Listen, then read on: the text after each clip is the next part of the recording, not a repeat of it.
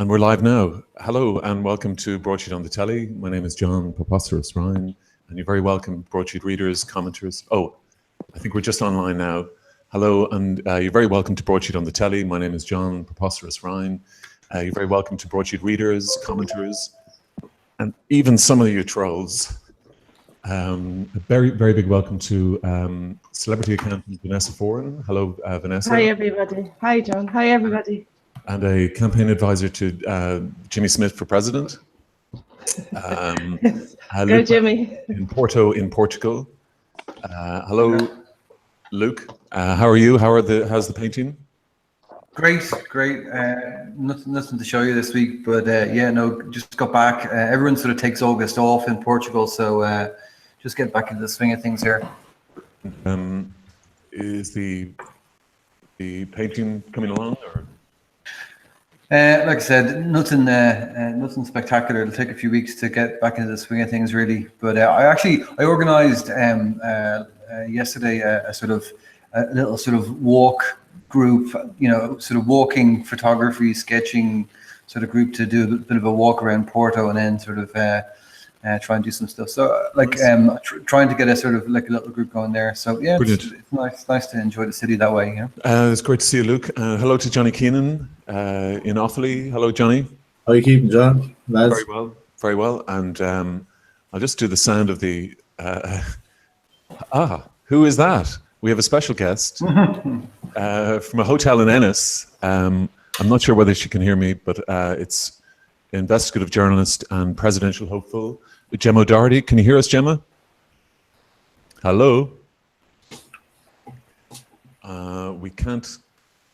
We're not getting Gemma just there for a second.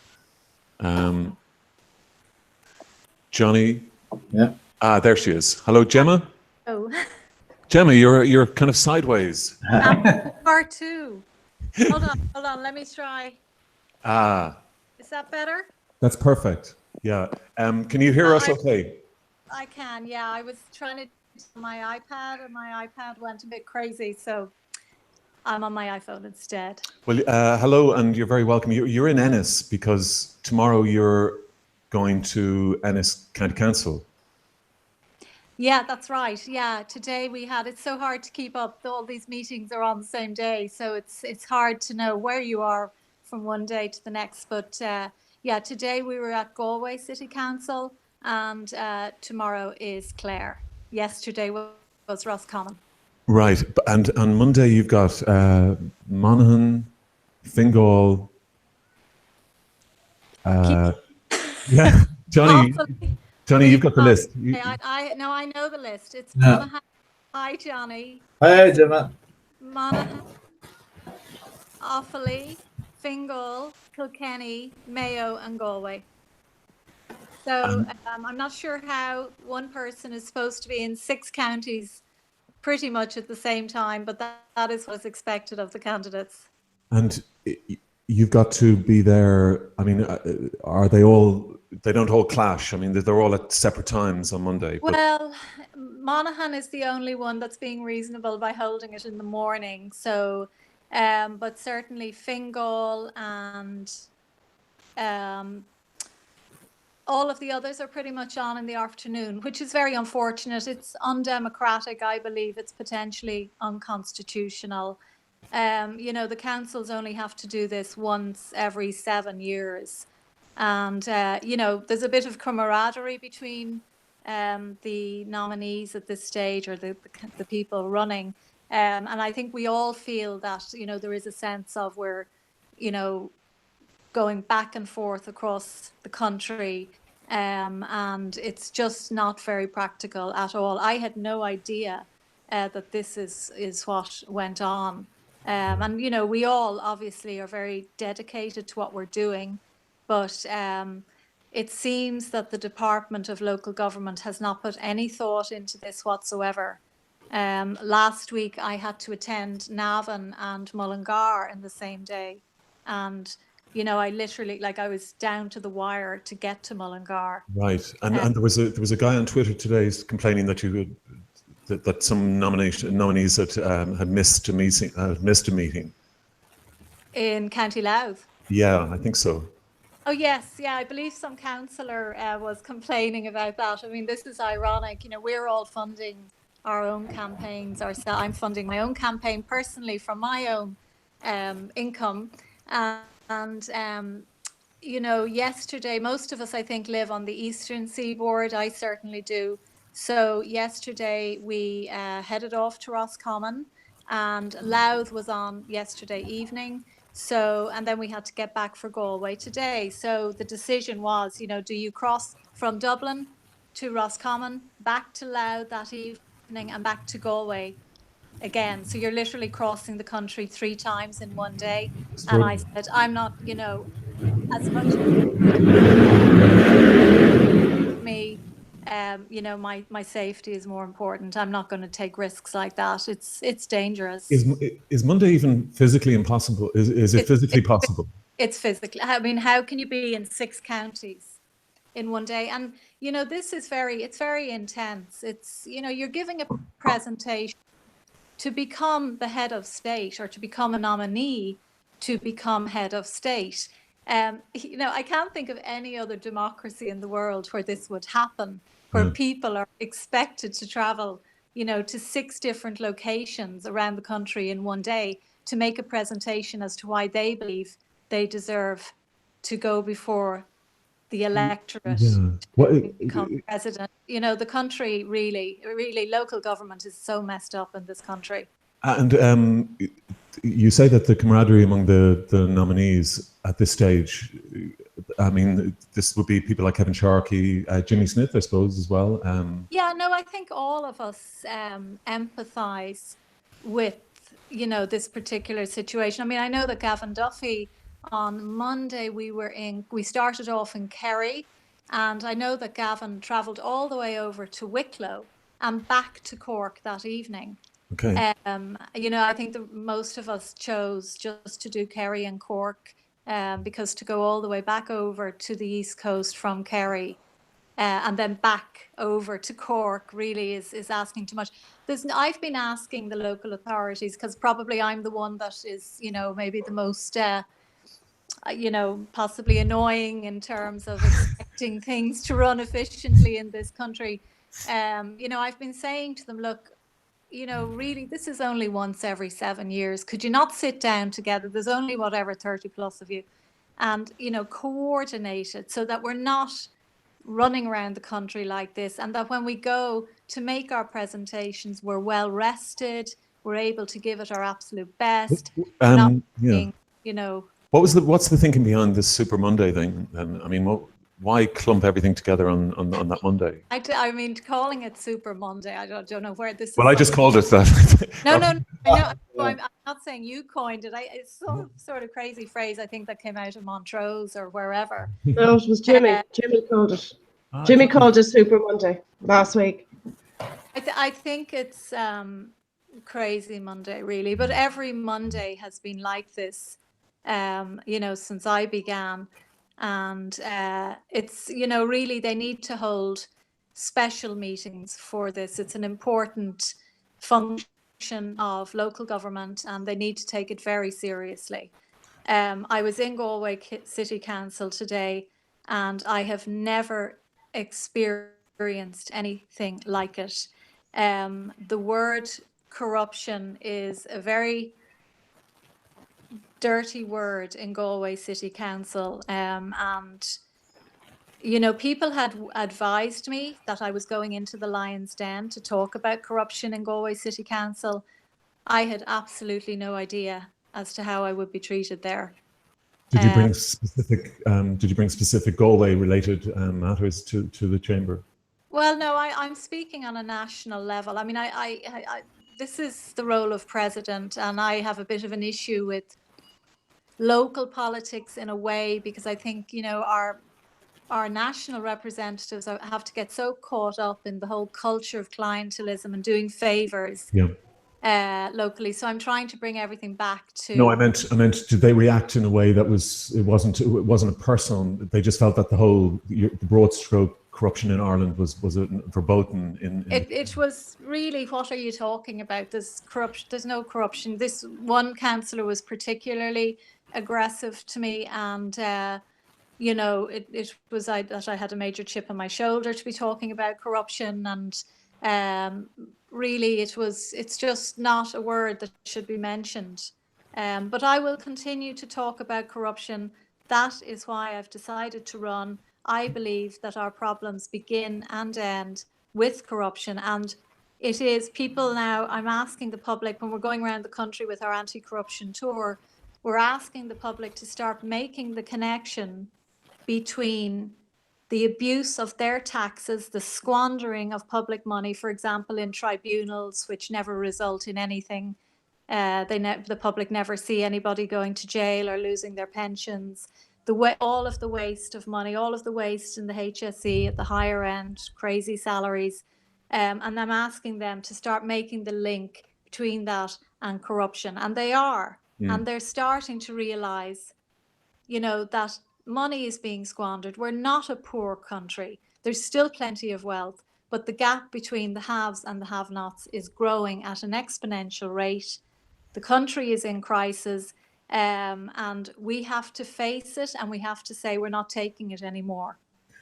Gemma, there's so much to ask you, but I just want to say that outside of the mainstream, your message has really struck a chord, and I have to say, with quite surprisingly, with an elderly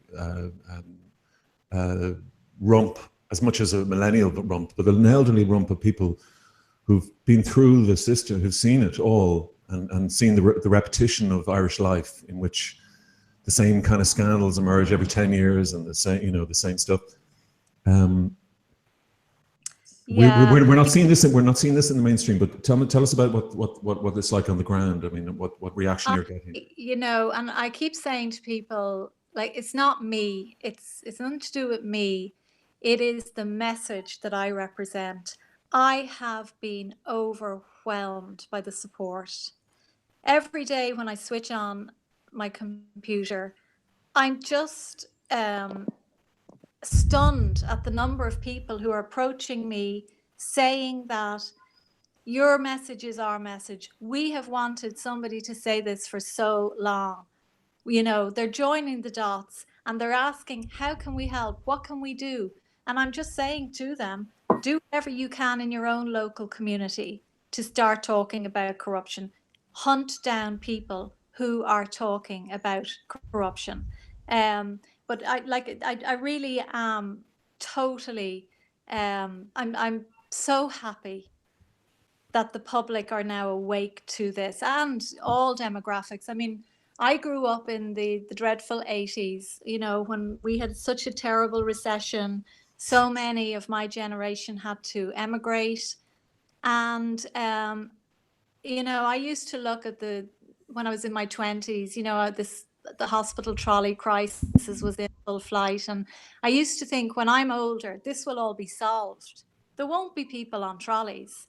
You know, this is a problem with the 80s. You know, this will all be over. Now I walk down the streets of my capital city and I'm walking over sleeping bags. You walk down the banks of our beautiful canals and we have people in tents. It was never like that in the 80s. Well, and I have reached a point that I either say, I'm giving up now on my country and I'm moving. And it's something I have considered, and, you know, it is certainly on the cards for me. Or I am going to try and get myself into public office and do something where I can affect change. But this country is oppressive beyond belief. I mean, the fact that young people setting out in their 20s cannot even dream of affording a home, as if a home is a luxury in Ireland. It's outrageous. And we do keep repeating the same mistakes. Okay, can I just go back, because you came into prominence in terms of in terms of your campaigning work when you were fired by the Irish Independent for effectively doing your job, which was, at the time, you were involved with the penalty points scandal, and you doorstepped Martin Callanan, and for that you lost your job of 16, 17 years. Was it 16 years?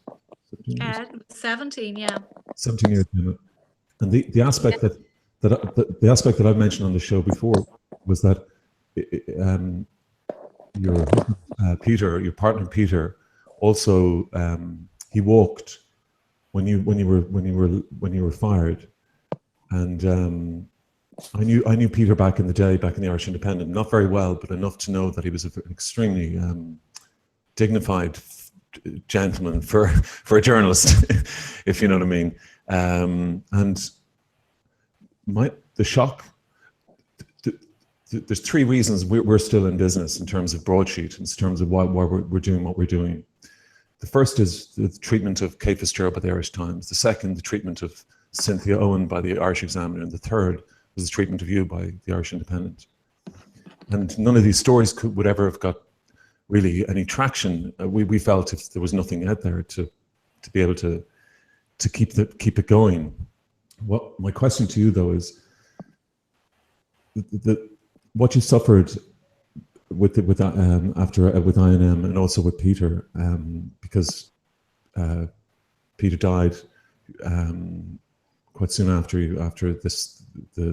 your removal, and his stand, and nobody stood up for you in the Independent. Nobody really stood up for you in the Irish media circles. So you've, right since back then, you've had to reach to the people, so to speak. You've had to go down to the country, talk to people outside the bubble, outside the media bubble, and that's really what I'd like. Sorry, I didn't really mean to go on, but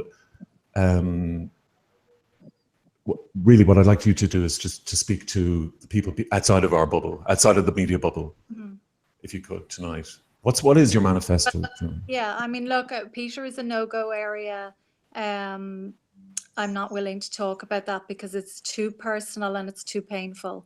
Of course. I just wanted to declare my interest in the sense that I knew Peter back in the day, and I was doubly shocked when you were fired for all those reasons. You know.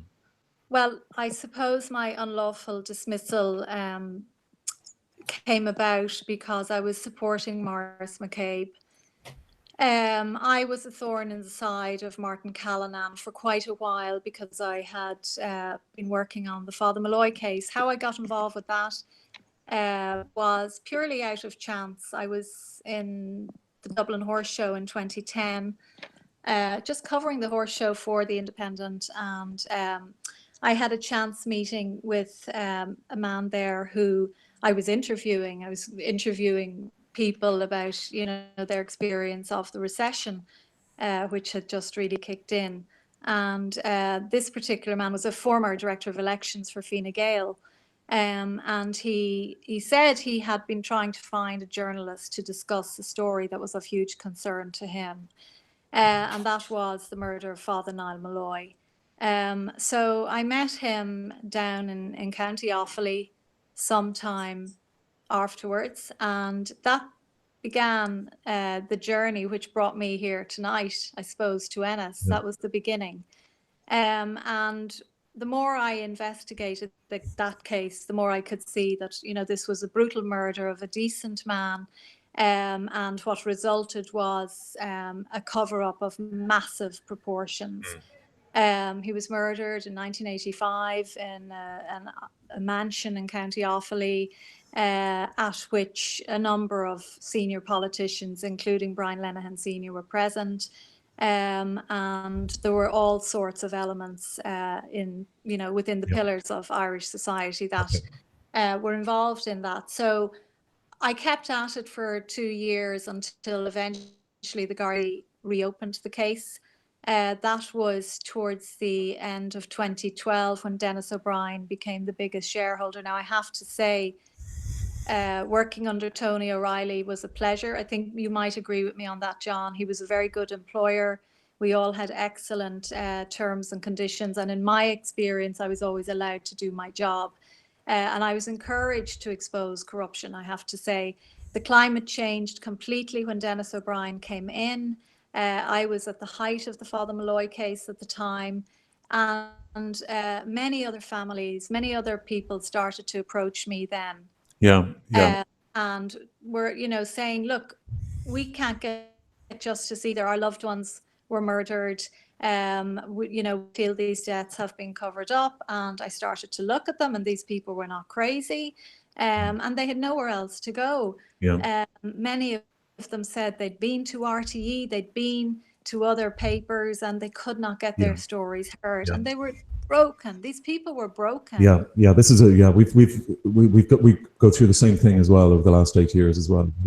And you see, there's so few of us doing this work that you're just piled on. And for me, Peter always used to say to me, this is a vocation for you, Gemma. You need to, but I felt such pain myself for the fact that these people could not get justice for their loved ones who were dead and murdered. So probably I took on a lot of these cases, and then I was approached by Maurice McCabe's dad, and Maurice wasn't known to anyone at that stage. And for me, this was a turning point, because at last here was a member of An Garda Síochána coming forward and saying there's serious corruption going on. So he asked me if I would meet Maurice, and I asked him, I had to check out what the story was, and I said, what's happening? And he said, well, my son is a sergeant in the traffic corps, and he believes crimes are being covered up, certain crimes. The gravity of the crimes that he described to me, that I remember the shock that night. And so I did agree to meet Maurice, and I got to know him very well, and John Wilson. And we worked together for quite a while, and it became clear to me that there was an elite operating within the country who were able to go on to the roads of our country and do whatever speed they like without any consequence. And some of these people were judges, state solicitors, they were crime reporters, editors, and they were above the law. They weren't the ordinary citizen. They were all, I used to go through the sort of people they were, and they'd jump out, they'd be senior, they'd be GAA people. They were... And they included Martin Callanan. So then I was made aware of the fact that Martin Callanan had his penalty points wiped. Right. So you didn't know it was you didn't know it was the Martin Callanan. Yeah, I do need to clarify. I never doorstepped Martin Callanan. Now I went. That's one of the reasons I went to the High Court to defend my good name. I have no objection against doorstepping. It's an important part of news reporting, and I had to, in my career as a reporter, doorstep people from time to time to check information. And it's a part of journalism that's not easy, because you don't like to encroach on a person's private space, no matter what they've done. But in this particular instance, I had to check that the person, Martin Callanan, whose address I had, was the Garda Commissioner. It might have been Martin Callanan, the milkman. So it was perfectly normal under Tony O'Reilly for us to do this, to check addresses, because obviously I didn't want to risk any libel against my newspaper. So I checked, I was correct, spoke to his wife for about 20 seconds. Does the Garda Commissioner live here? Yes, he does. Gemma O'Doherty, Irish Independent. Thank you. Back in my cab. Never mentioned penalty points. And this was this was 9 p.m. Oh, I mean, it's what, 5 years ago now. No, I only say that because in the disclosure tribunal they were claiming it was later. Look, it was 9:15. It was never anything to do with the doorstepping incident, it wasn't a doorstep, and that's why I hate that word. It was the fact that I would not back down on the story. Right. All sorts of pressure was put on me to just leave it alone. Well, we now know there was a meeting. We now know there was a meeting in Harcourt Street with the guards and senior management at INM about your visit to the house and what to do. Yeah, well, I became aware of that within days, that there had been a meeting. I was getting a lot of feedback from people who I trust, Gardaí, etc. And sorry, it's just my phone isn't settling well here. Can you see me? Yes, yeah, absolutely, yeah. We put it down a small bit, Gemma. Bring it down a little bit. Because Johnny. Yeah, bring it down a small bit. That's great. Yeah, that's fine. Yeah. Okay. So I was aware of what was going on behind the scenes, and I made it very clear that this was an important story. This was the man who presided over our road safety laws, was responsible for ensuring that they were implemented, and he was abusing them for his own personal gain. So I made it very clear to management that I was not going to back down on this. The story was legitimate. If it had been in a Fleet Street newspaper, it would have been the splash, it would have been the lead. Yeah. So, but, I was basically told, to back off. And when I made it clear that I was not going to back off, and I continued to report on stories and try to get them into the paper, within those following days, I did a story about the fact that Robert Troy, I think he's still the Fianna Fáil spokesperson on road safety. I stand corrected on that if I'm wrong. That he had multiple summonses not served on him by the Gardaí for alleged motoring offences.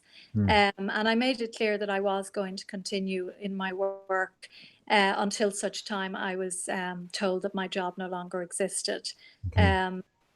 During this period where I was working out my notice, I was offered a new arrangement whereby if I basically gave up the corruption work that I was doing and went on to something much lighter, I was told that I could stay on, and I said under no circumstances. Took a case to the High Court and was successful. Right. And the inspectors of the High Court has appointed or granted the appointment of inspectors to the INM this week. There was no contest there was no appeal from the INM. Do you feel that's a sense of vindication for you? Yeah, I do. I feel it's a vindication for, any of us who are concerned about press freedom in this country. We don't have a free press. Dennis O'Brien has a toxic influence over our democracy, what's left of it. And, I would say that any journalist who continues to work for that man, no matter how economically beholden they are to him, has serious questions to answer.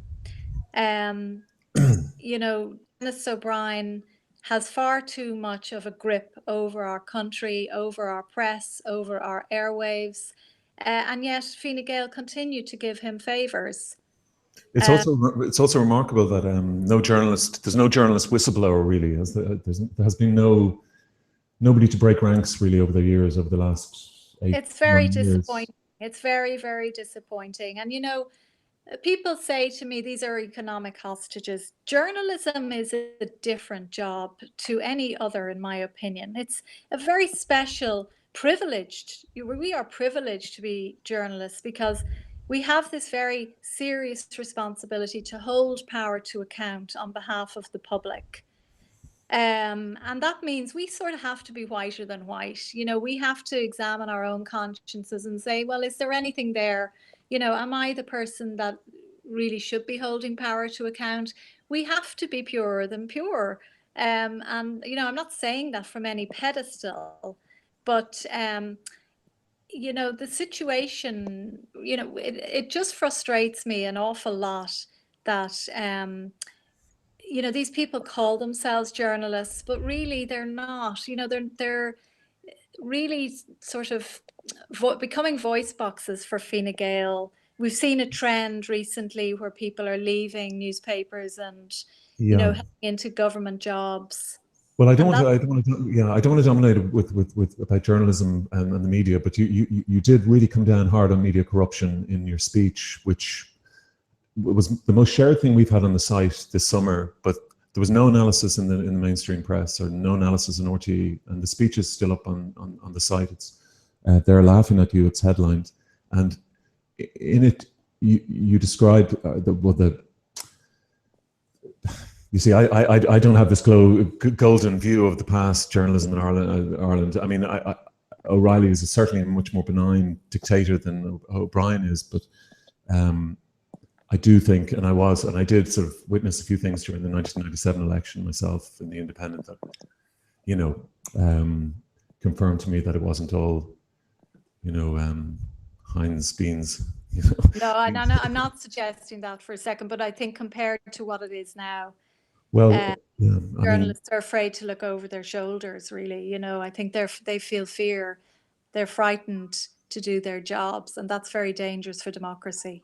Gemma, I'm painfully aware that we have a panel there as well, and I just also want to welcome Neil Curran, who's our producer. Neil, hello, Neil, welcome.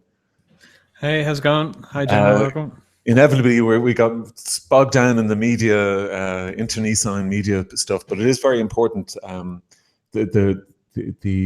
I'd say the response to you on Twitter initially was really quite unbelievable. I've never seen such hysterical tweeting and personal and stuff like you're unhinged, insane, nuts, fruitcake. I mean, and from reputable journalists. These are from, you know, named journalists on big papers. During your speech you said you're a pariah. How do you feel now? Well, I pity them. I pity them because, you know, they go into their newsrooms every day and they can't really do their jobs. You know, as a journalist, you want to go out and you want to demand answers. You know, I mean, that's what makes the job so rewarding, because when you are working on behalf of the public and you feel that you're doing your bit to try and make the country a little bit better, that's why people should go into journalism, to hold power to account, to comfort the afflicted and afflict the comfortable.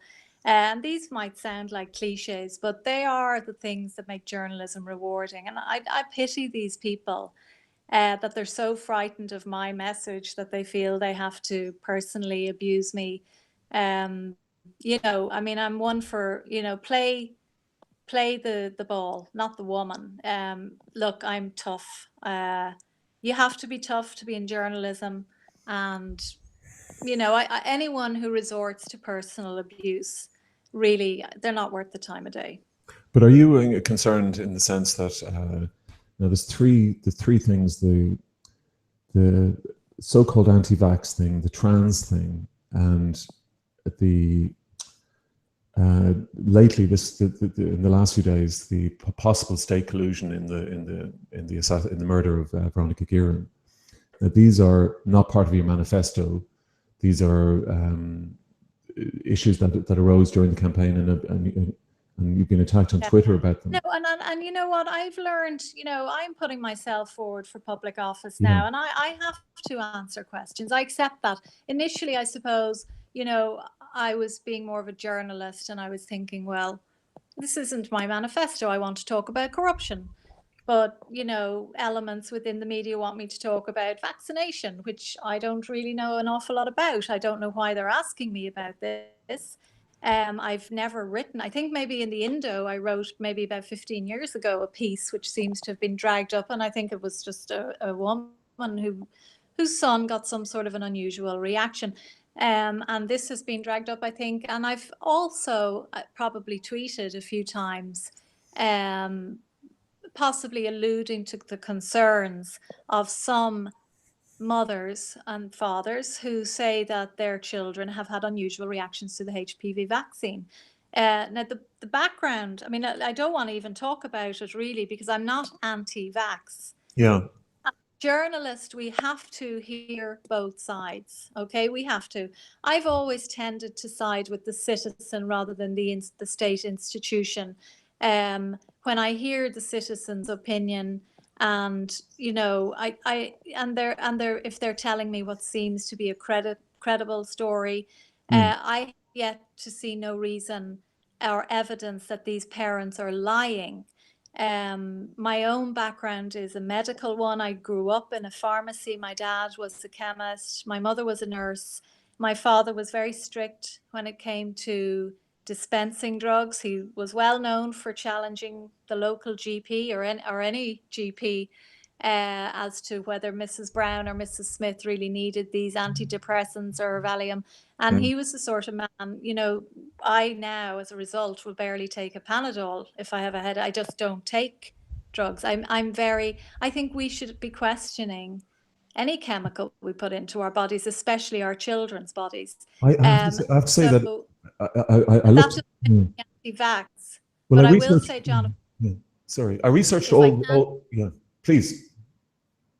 no, just to finish that point, Yep. what I have learned, because the obsession with the media over this vaccine is so extreme Yeah. that in the last 2 weeks, I've actually learned more about that vaccination than I ever realized. And I'm starting to wonder about it.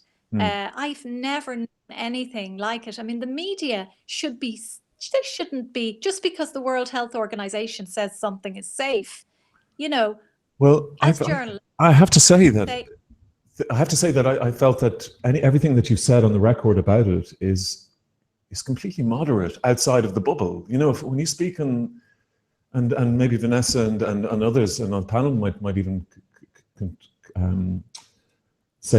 agree with this, that they're very moderate views and very moderate questioning. Like you would, if you were a mother, you would certainly ask these questions. You'd wonder, and the reaction is so has been so extreme. Anyway, just to move on to the Veronica Guerin and the possible state collusion.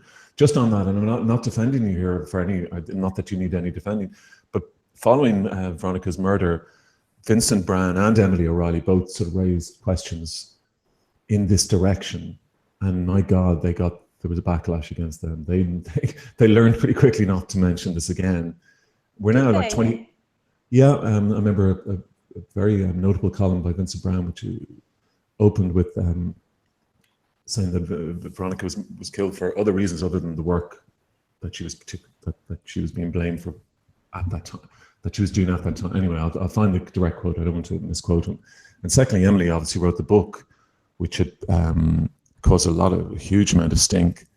And these were just legitimate questions which she was raising in the book.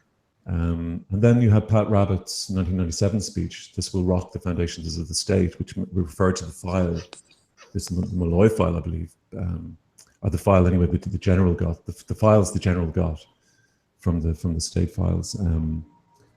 So, and he had been speaking to whistleblowers, I gather, concerning the Veronica murder. So I just wanted to say that before you spoke. Sorry, Gemma, go on. Okay, well, thank you. I wasn't aware of that. Again, you know, this was nothing to do with my manifesto for the presidency. We're doing a tour of Ireland where we're speaking to people about corruption. I'm doing it with a number of other advocates.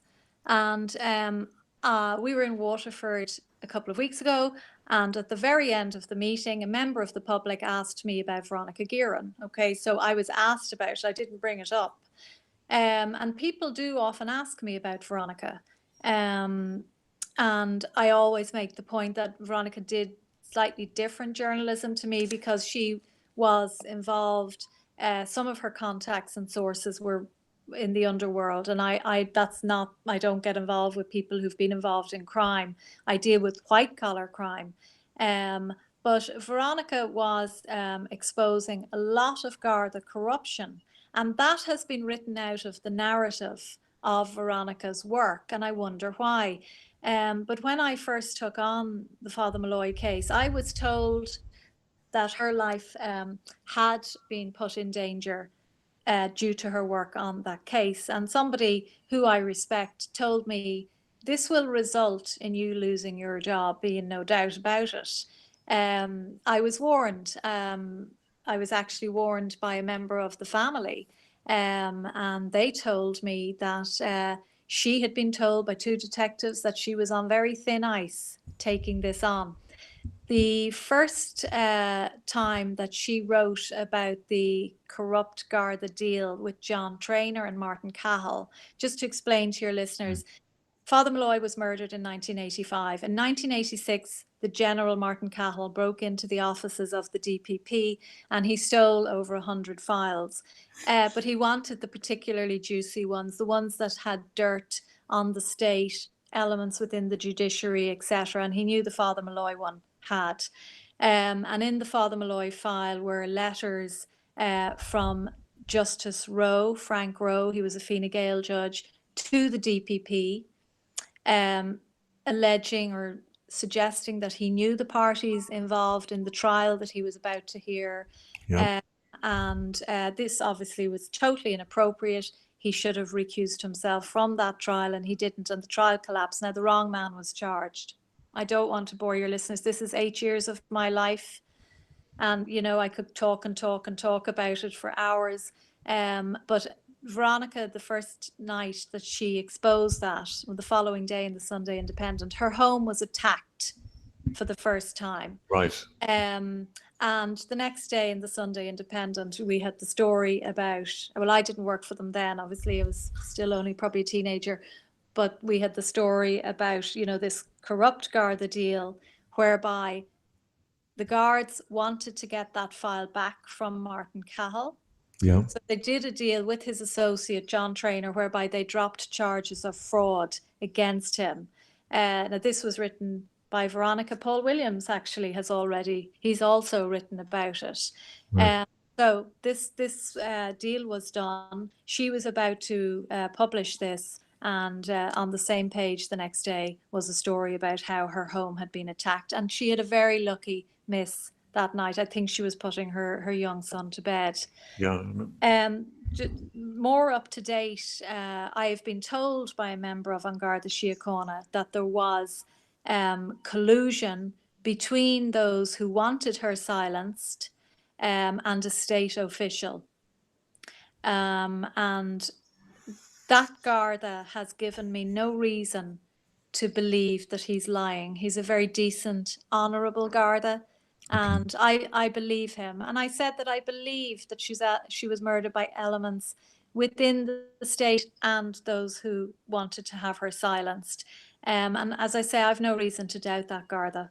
Okay, well, perhaps we'll come back to this on another day. And there's certainly a lot of food for thought there. I just want to, I think we've covered all the areas, unless... well, maybe transgender. Oh, the transgender, I beg your pardon, yeah.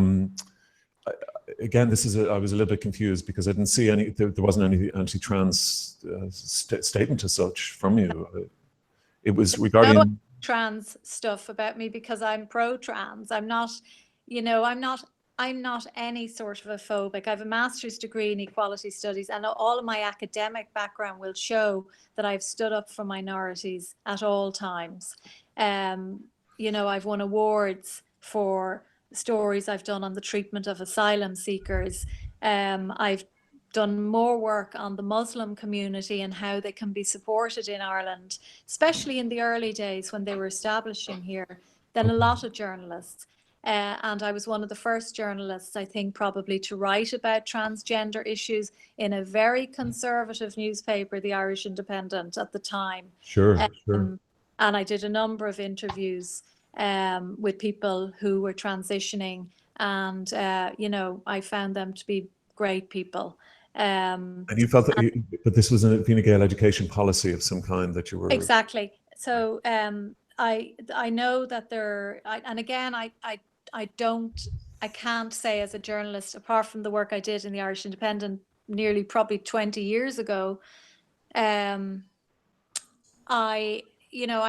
can't say that I've done a huge amount on the transgender issue because I'm engrossed with corruption work. That's my forte. That's my subject. Yeah. But I did feel that when Leah Varadkar recently, there was some talk of them introducing an act whereby children under 16, if they wanted to change their gender through the courts, through the paperwork, could do it without the consent of their parents. And initially, I think around the time we had new child homelessness figures coming out, and I just felt, you know, I'd love to see Fine Gael focusing more on the homelessness issue.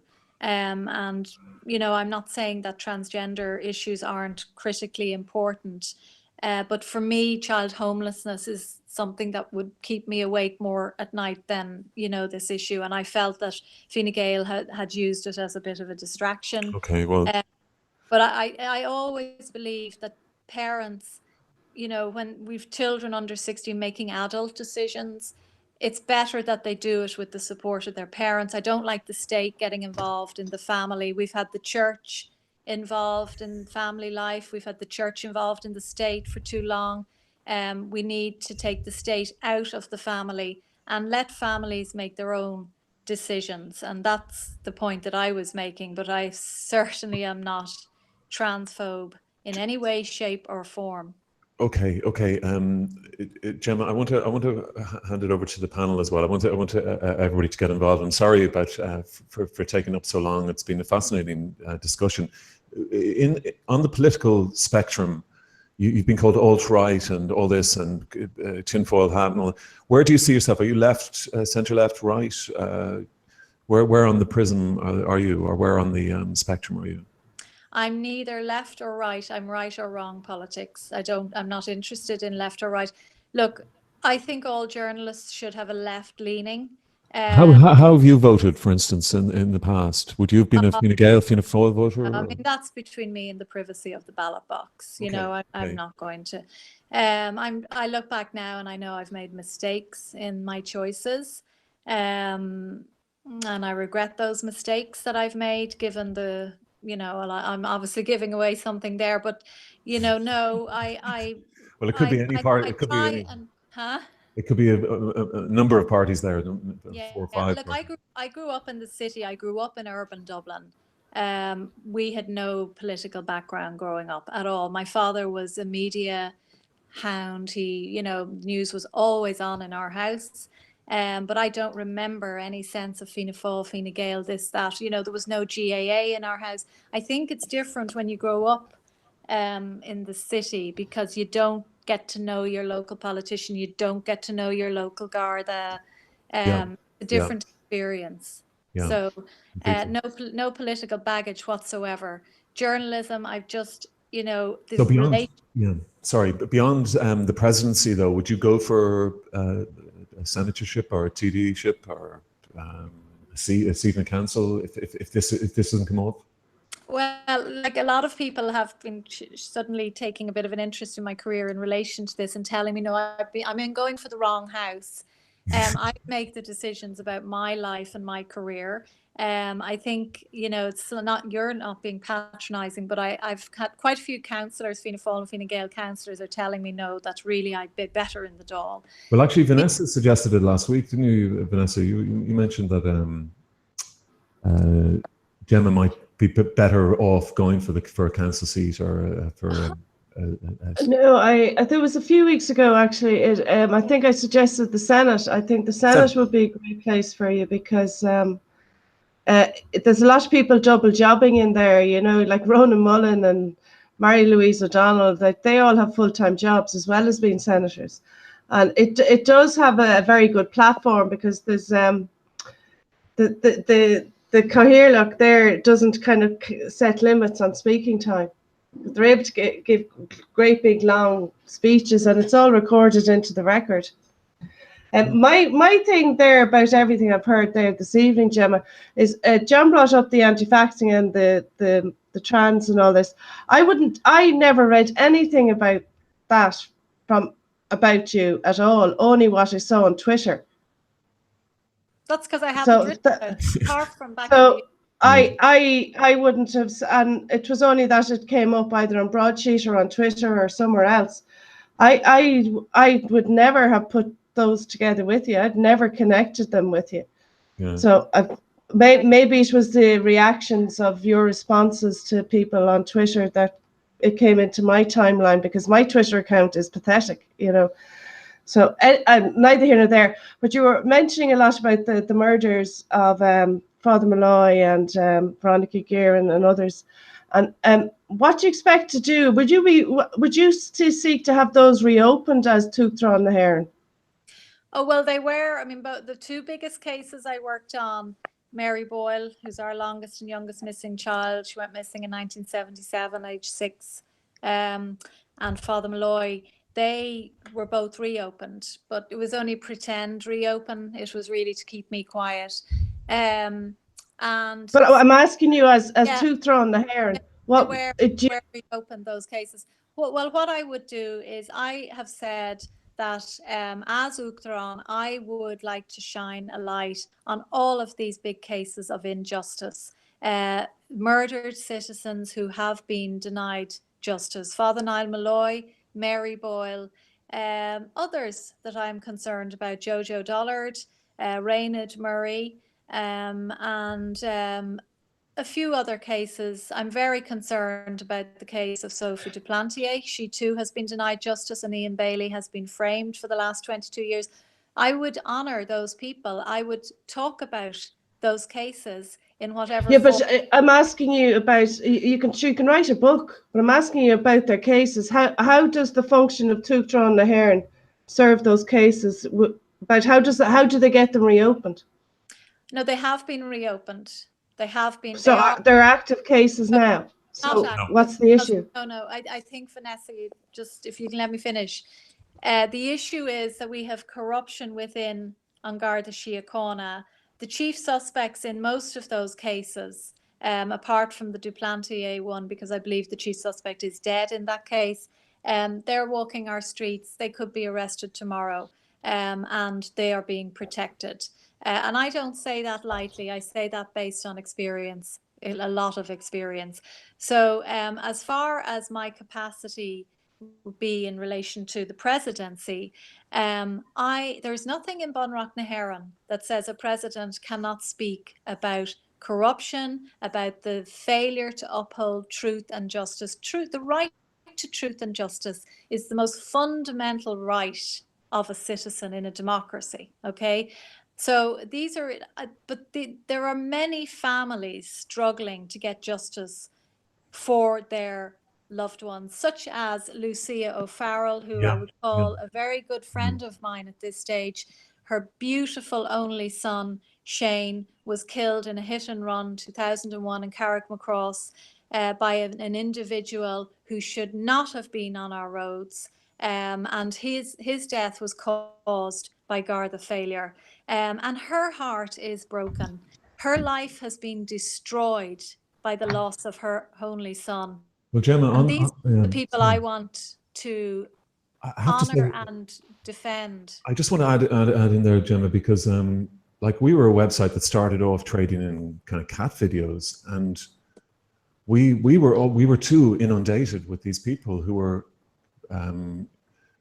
such obvious victims of miscarriages of justice. It was so obvious, it was so obvious. But they weren't getting any traction in the mainstream media, and we must have met dozens of these people, and it's absolutely heartbreaking, because you say, well, of course we'll do something for, it seems so straightforward, and we can just X equals Y, and then we can go there, but no, weirdness, files lost, people not returning the stuff, and meanwhile this person gets older and embittered, and it's very, very, very lonely business, actually. Yeah, it's a strategy. It's a strategy used by An Garda Síochána to wear people out. Victims can only take so much until they just get so exhausted and worn out. And as a journalist, I have never been able to get answers for these people from An Garda Síochána. I've got answers, myself, by doing the dog work and going here, there, and everywhere. But you get to a point where you say, I can't do it for these people. And one point I want to make, I don't only want to do it for the victims, for the bereaved. I want to do it for the public. The public have a right to know when crimes are being covered up. Murder, the taking of a human life, it is the most serious crime of all. We cannot say we live in a democracy if murders are being covered up, and they are. Sorry, Vanessa, or did you want to have a supplementary question there? Yeah, but I don't know how you would get the answers you're looking for as Tuachtaráin na Heron. So this is where I think you would achieve far more for the people that are now your friends, as you said, that you know them so well. I think you would get far more results for them from the Oireachtas rather than from the Áras. I But that's just me. yeah, but I don't know. Like, and you do say you want to speak out for people, but as far as I'm aware, that anything you say publicly has to be passed by the government. They have to approve it first. Well, there is certainly that in terms of making speeches, but there is nothing to stop me visiting victims of injustice, state injustice, and I'm talking about not only victims of corruption at the hands of the criminal justice system. I'm talking about victims of foreign vulture funds, victims of homelessness, victims of the health service. Carers who are left in a horrendous situation, having the burden and the stress, the worry of having to deal with somebody who's very ill and having no support. The president can shine a light on those people very easily, and this is put to me the whole time. Oh no, you don't understand the Constitution, you don't understand the boundaries. My answer to that is the president and the previous incumbents in Áras an Uachtaráin have been members of the elite that I believe have had too much of a grip over this country for too long.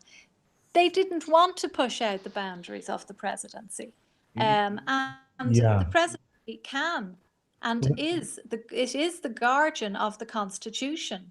Full stop. I mean, President Higgins will have a swipe at kind of neoliberal economics as opposed to anything specific. I mean, that has been a criticism of all the presidents, really. It's so vague and kind of candle in the window and, metaphors for things that are really horrible. And, listen, again, I want to pass it over. Neil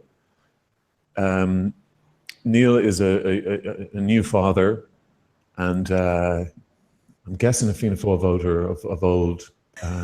Neil, would you? Are you persuaded by Gemma this evening? That's a very direct question, John. No, it's great interview. It's been, like, I'm kind of, I get a bit jaded with the presidential election. No disrespect to Gemma, not anything to do with your good self. I just, like, similar to what Vanessa's asking, I think, as much as, taking the corruption one, I just would find it very difficult to see what change could be, could be put in place in that role. I'd love to see it, but we've talked about this almost weekly in terms of corruption that we see. But just I'd find it difficult to see what could be done in that position. I've always seen that position as more a token, a position rather than something with real power to affect change. But that's really all I'd have on it. You wouldn't feel that somebody like a candidate like Gemma would be a change agent in terms of really, really highlighting her manifesto, not her manifesto, but her themes. Possibly so, but I imagine a person in that position who does that, again, not speaking direct of Gemma, but is going to rock the boat with the establishment, and that may not go down so well, and that could force other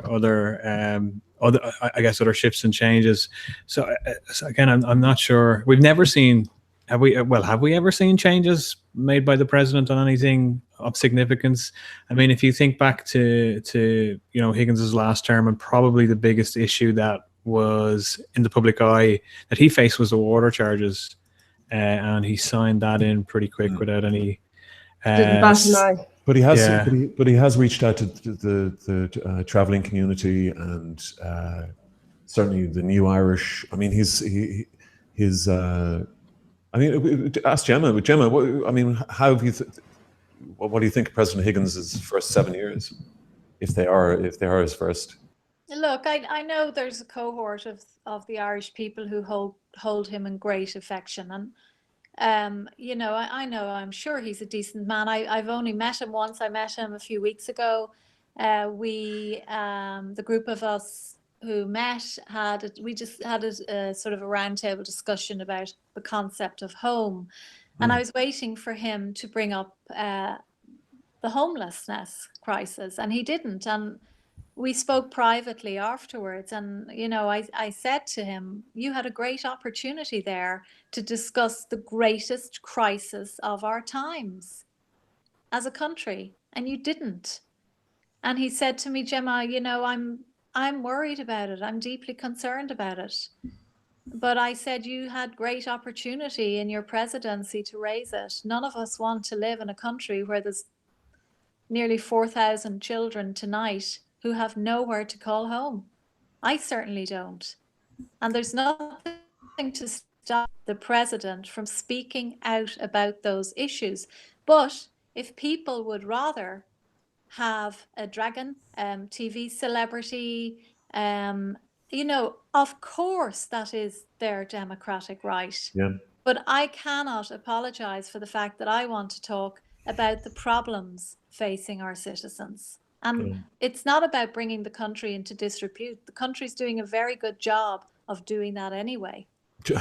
Johnny or Luke? Luke, did you want to get in? Actually, Johnny has been on the hustings with Gemma, and has been organised the part of the change makers that went to Kilkenny. Wasn't that right, Johnny?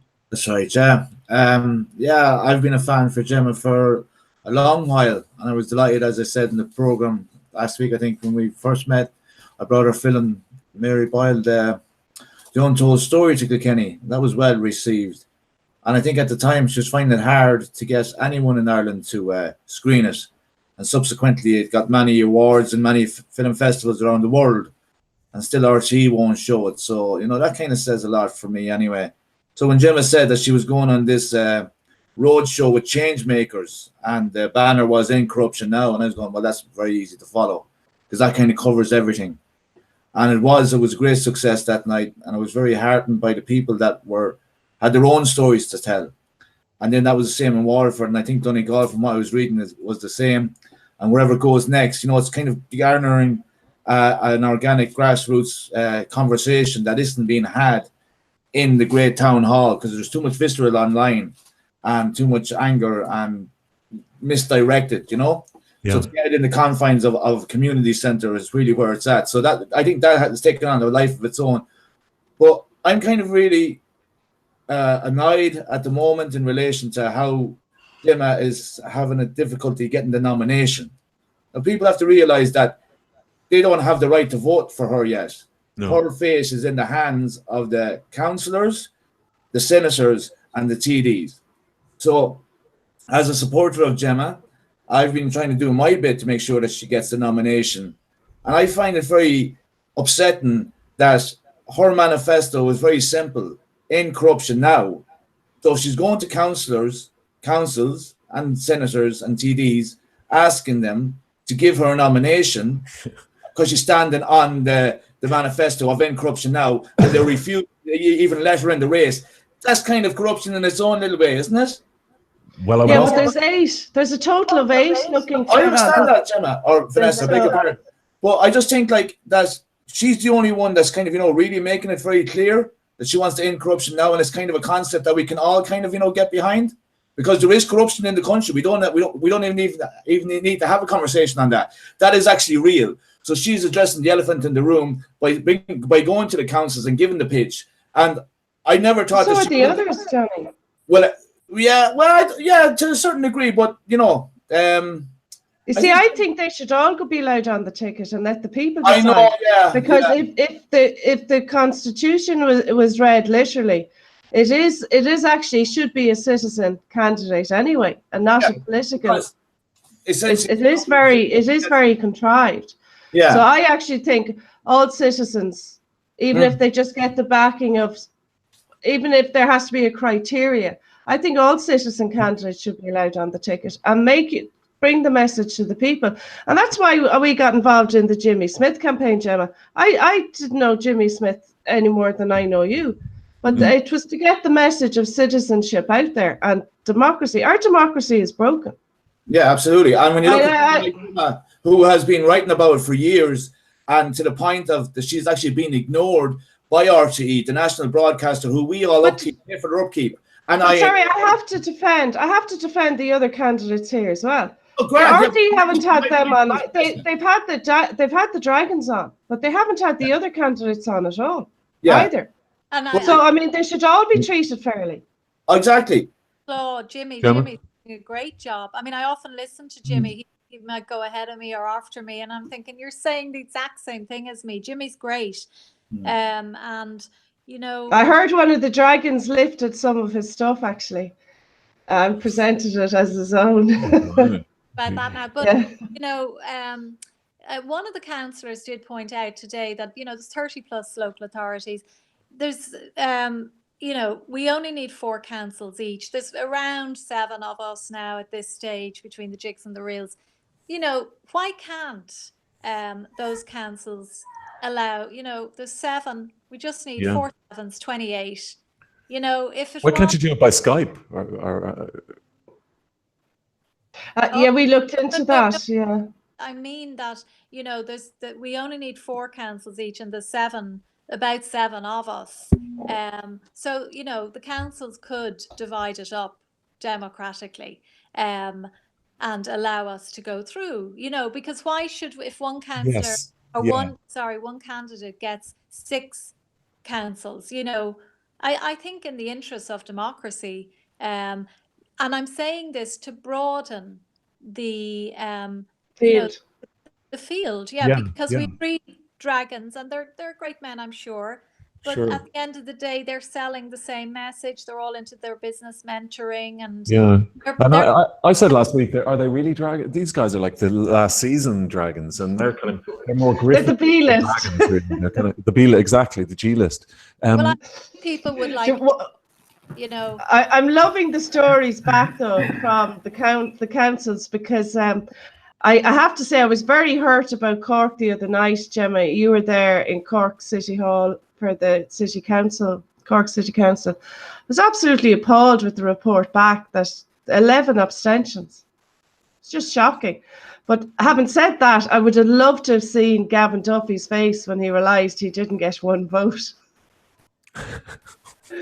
That was very mischievous of me, I know, but I think I'm entitled to a smirk.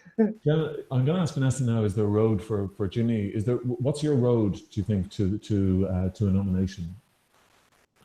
Well, I'm just trying my absolute best. It stops, you know, we have another 20 days. It's the 26th of September, and I'm giving it my absolute all. I'm going to try to get to as many council meetings as possible while actively working with the Oireachtas members to try and present my manifesto to them. I'm hoping that those in the Oireachtas who may see the presidency as a waste of time, as elitist, that they will use their vote to allow independent candidates to go before the electorate, because either way, the presidency is not going to be abolished. There's going to be somebody in there. So if it was somebody who might be more aligned with their thinking, I think it would be better for them. And, you know, I've said very clearly, I have no interest in the salary. You know, the salary is ridiculous. I think it's something like 230,000, is it? I mean, I would certainly not want more than 80,000, if that. I would be quite happy to drive my own car. I don't want to even leave my home. But of course, I would not insult the office of president. And you know, you got to keep the dogs as well. I think the dogs. No pets. But so you know, that doesn't interest me at all. And I think that's important, because the public are sick and tired of seeing these enormous salaries being paid out when we're going through such hardship as a country. I mean, we've been saying that for years. Pensions. The pensions are. The salaries we pay each other is just phenomenal. It's extraordinary. I could go along with the salary, but it's the pensions. I mean, no pension should be greater than the average industrial wage. Well, you know, I mean, like Cosgrove retired when he died. He was actually paid more in pension than he ever was paid when he was Taoiseach. Yeah, and he left 30 million as well. Not to me, he didn't. Well, the fiasco that Gemma was talking about, on Monday, for example. You know, like, we look at how incompetent these councils are, and they couldn't pick up the phone and liaise with each other to say, lads, can we make this work that we don't look like a laughingstock? And in actual fact, they're not even being called out as a laughingstock. They're just saying, sure, if you want to be president, you do it. And the woman's after saying, like, you know, she's not going to, you know, risk her health on the road, driving here and there, and risking to be tired out. Gemma, it's really shocking that the councils aren't being brought into question about this. It's incredible. But Gemma, why don't you guys get like a minibus, the 7 of you, and for Monday? I mean, wouldn't it save your old additional? Now, certain candidates do have their own drivers. I'm not one of them. I don't think that would work really. It's a nice Gavin Duffy goes around in a horse and carriage, doesn't he? He goes around with a TV crew. He has a guy with a camera, and he's doing these fake interviews.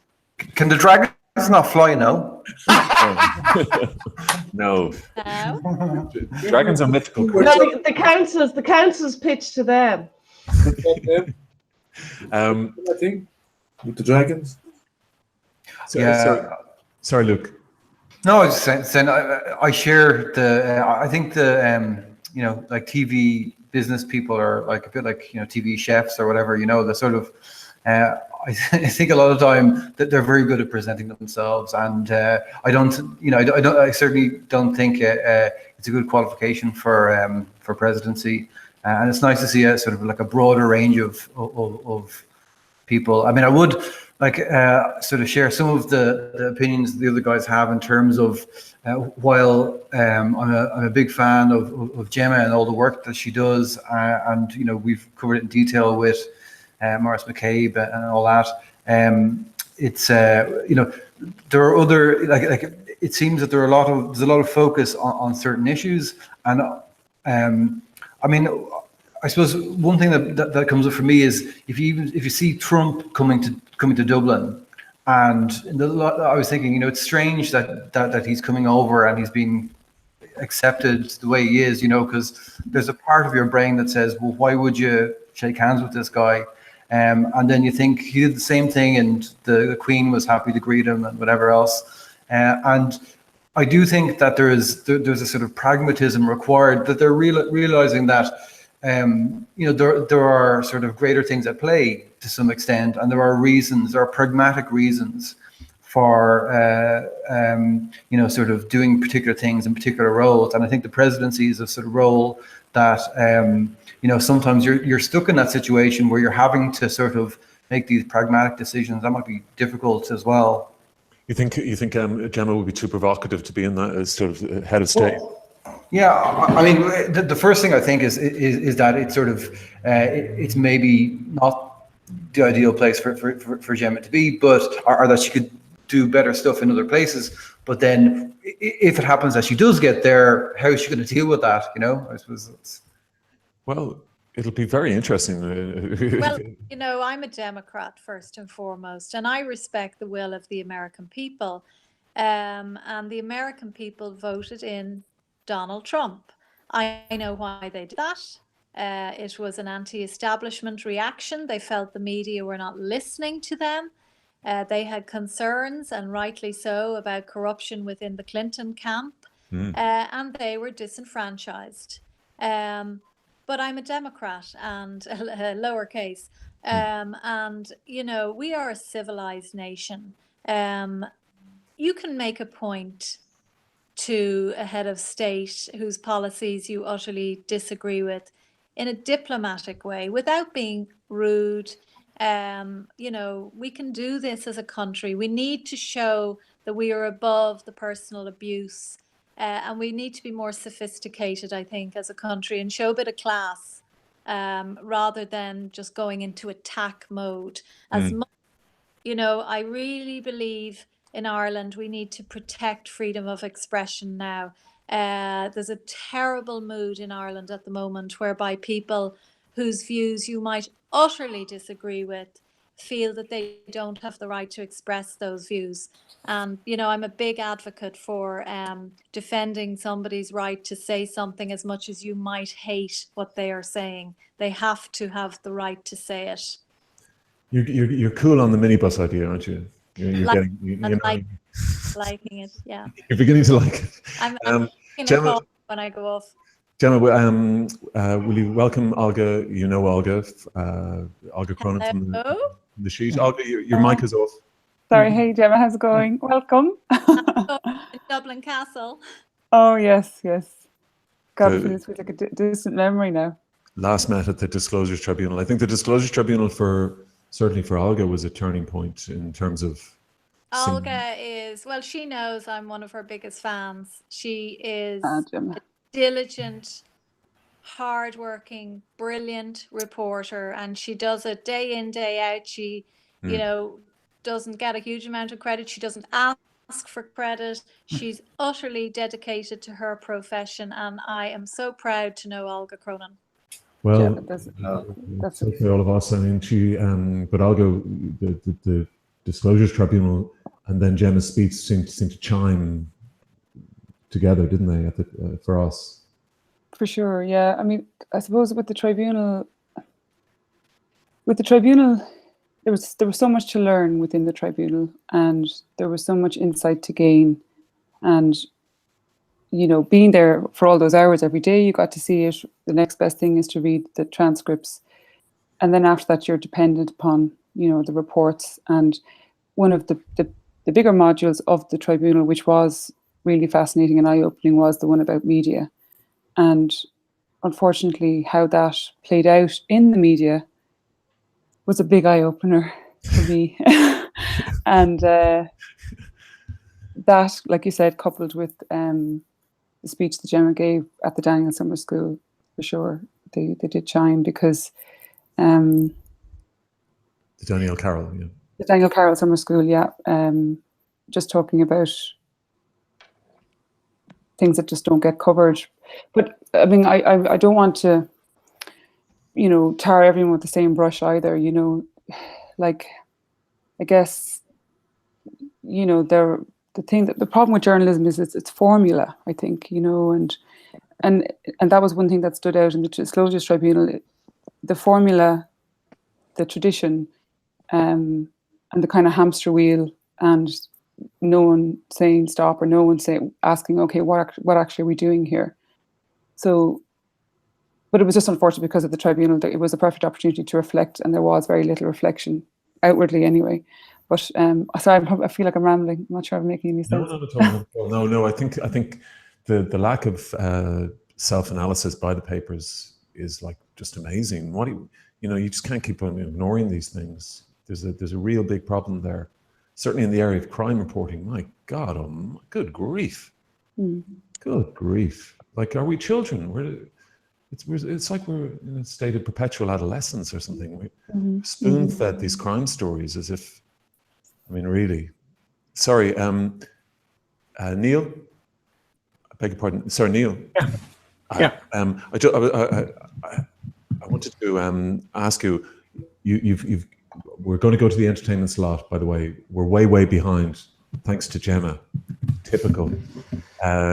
But we're way behind, but we are going to get to it. So don't. I know you're a bit worried there, Neil. The entertainment slot fans are eagerly awaiting to know the big, and it's a big week, John. It's a big week this week. I know. Oscar There's, Yeah, season. big week actually. Yeah. Controversial week. just to conclude, Gemma, because I know you want to get ready for tomorrow. What time are you in the council chamber, Ennis? We're actually not. It's an afternoon slot, so Cork is on the morning, but I've made a decision that it's going all the way down to Cork, all the way back to Clare. Unfortunately, I've decided I'm going to have to miss that one because there's just been too much traveling this week, and next week is another very intense week. And there's no proxy. You can't send somebody down to Cork to speak on your behalf or anything like that. No, it doesn't work like that. You Okay. know, and I would like to, but also I'm looking at some of the councils that have very strong Fianna Fáil, Fine Gael majorities, where I know I wouldn't have a hope of getting elected. So you have to be selective as well, and I don't feel that I would stand much chance in Cork County. And Gemma, sorry, John, what do they say when you say, but how can I be in all these places at once? What do they say? What's their Tough. response? They say that it is their individual decision. Like, I had this conversation today with Kilkenny. Johnny knows well. I've spent a lot of time in Kilkenny. It's a county I adore. And I've done a lot of stories down there through the years, and I want to attend Kilkenny on Monday. So, and I made that clear to them. I'd be keener to attend Kilkenny than Offaly, even though I've done a lot of cases in Offaly as well, mainly Father Nile. But, you know, they just say, well, this is what we have decided as councillors. And I said, but could you not sit down together with the other local authorities and say, look, we'll come in another day. You know, the councillors are paid, I think it's 16,000 a year. They work very hard, I know they do, but this is a role for head of state. You know, it needs to be coordinated. I asked Owen Murphy today on Twitter how he can justify this chaos. I obviously didn't get any response, but it is chaos, and it's insulting to the dignity of the office and to the electorate, and something has to be done about it, because there will be a constitutional challenge, and who will end up footing the bill? Who always ends up footing the bill? The tax. Or somebody's going to. There's going to be an accident on the speeding. On Well, one of the things that struck me was, and Gemma might recognise this, was that you know, in May there was a referendum, and the citizens of Ireland gave a very clear signal and message and produced a mandate that we are a pro-choice country. Straight up or down, we're a pro-choice country. And yet, like in Cork the other night, 14 votes, 14, one after the other. Every vote cast was for Joan Freeman. So all those councillors have completely ignored the position of the citizens. Really, and that was shocking for me. And the 11 abstentions, just in one way they made themselves irrelevant to me. Okay. Sorry, what was that, Johnny? I was going to make a point similar, but on that, in relation to just following the story online, and specifically Gemma's tweets and such.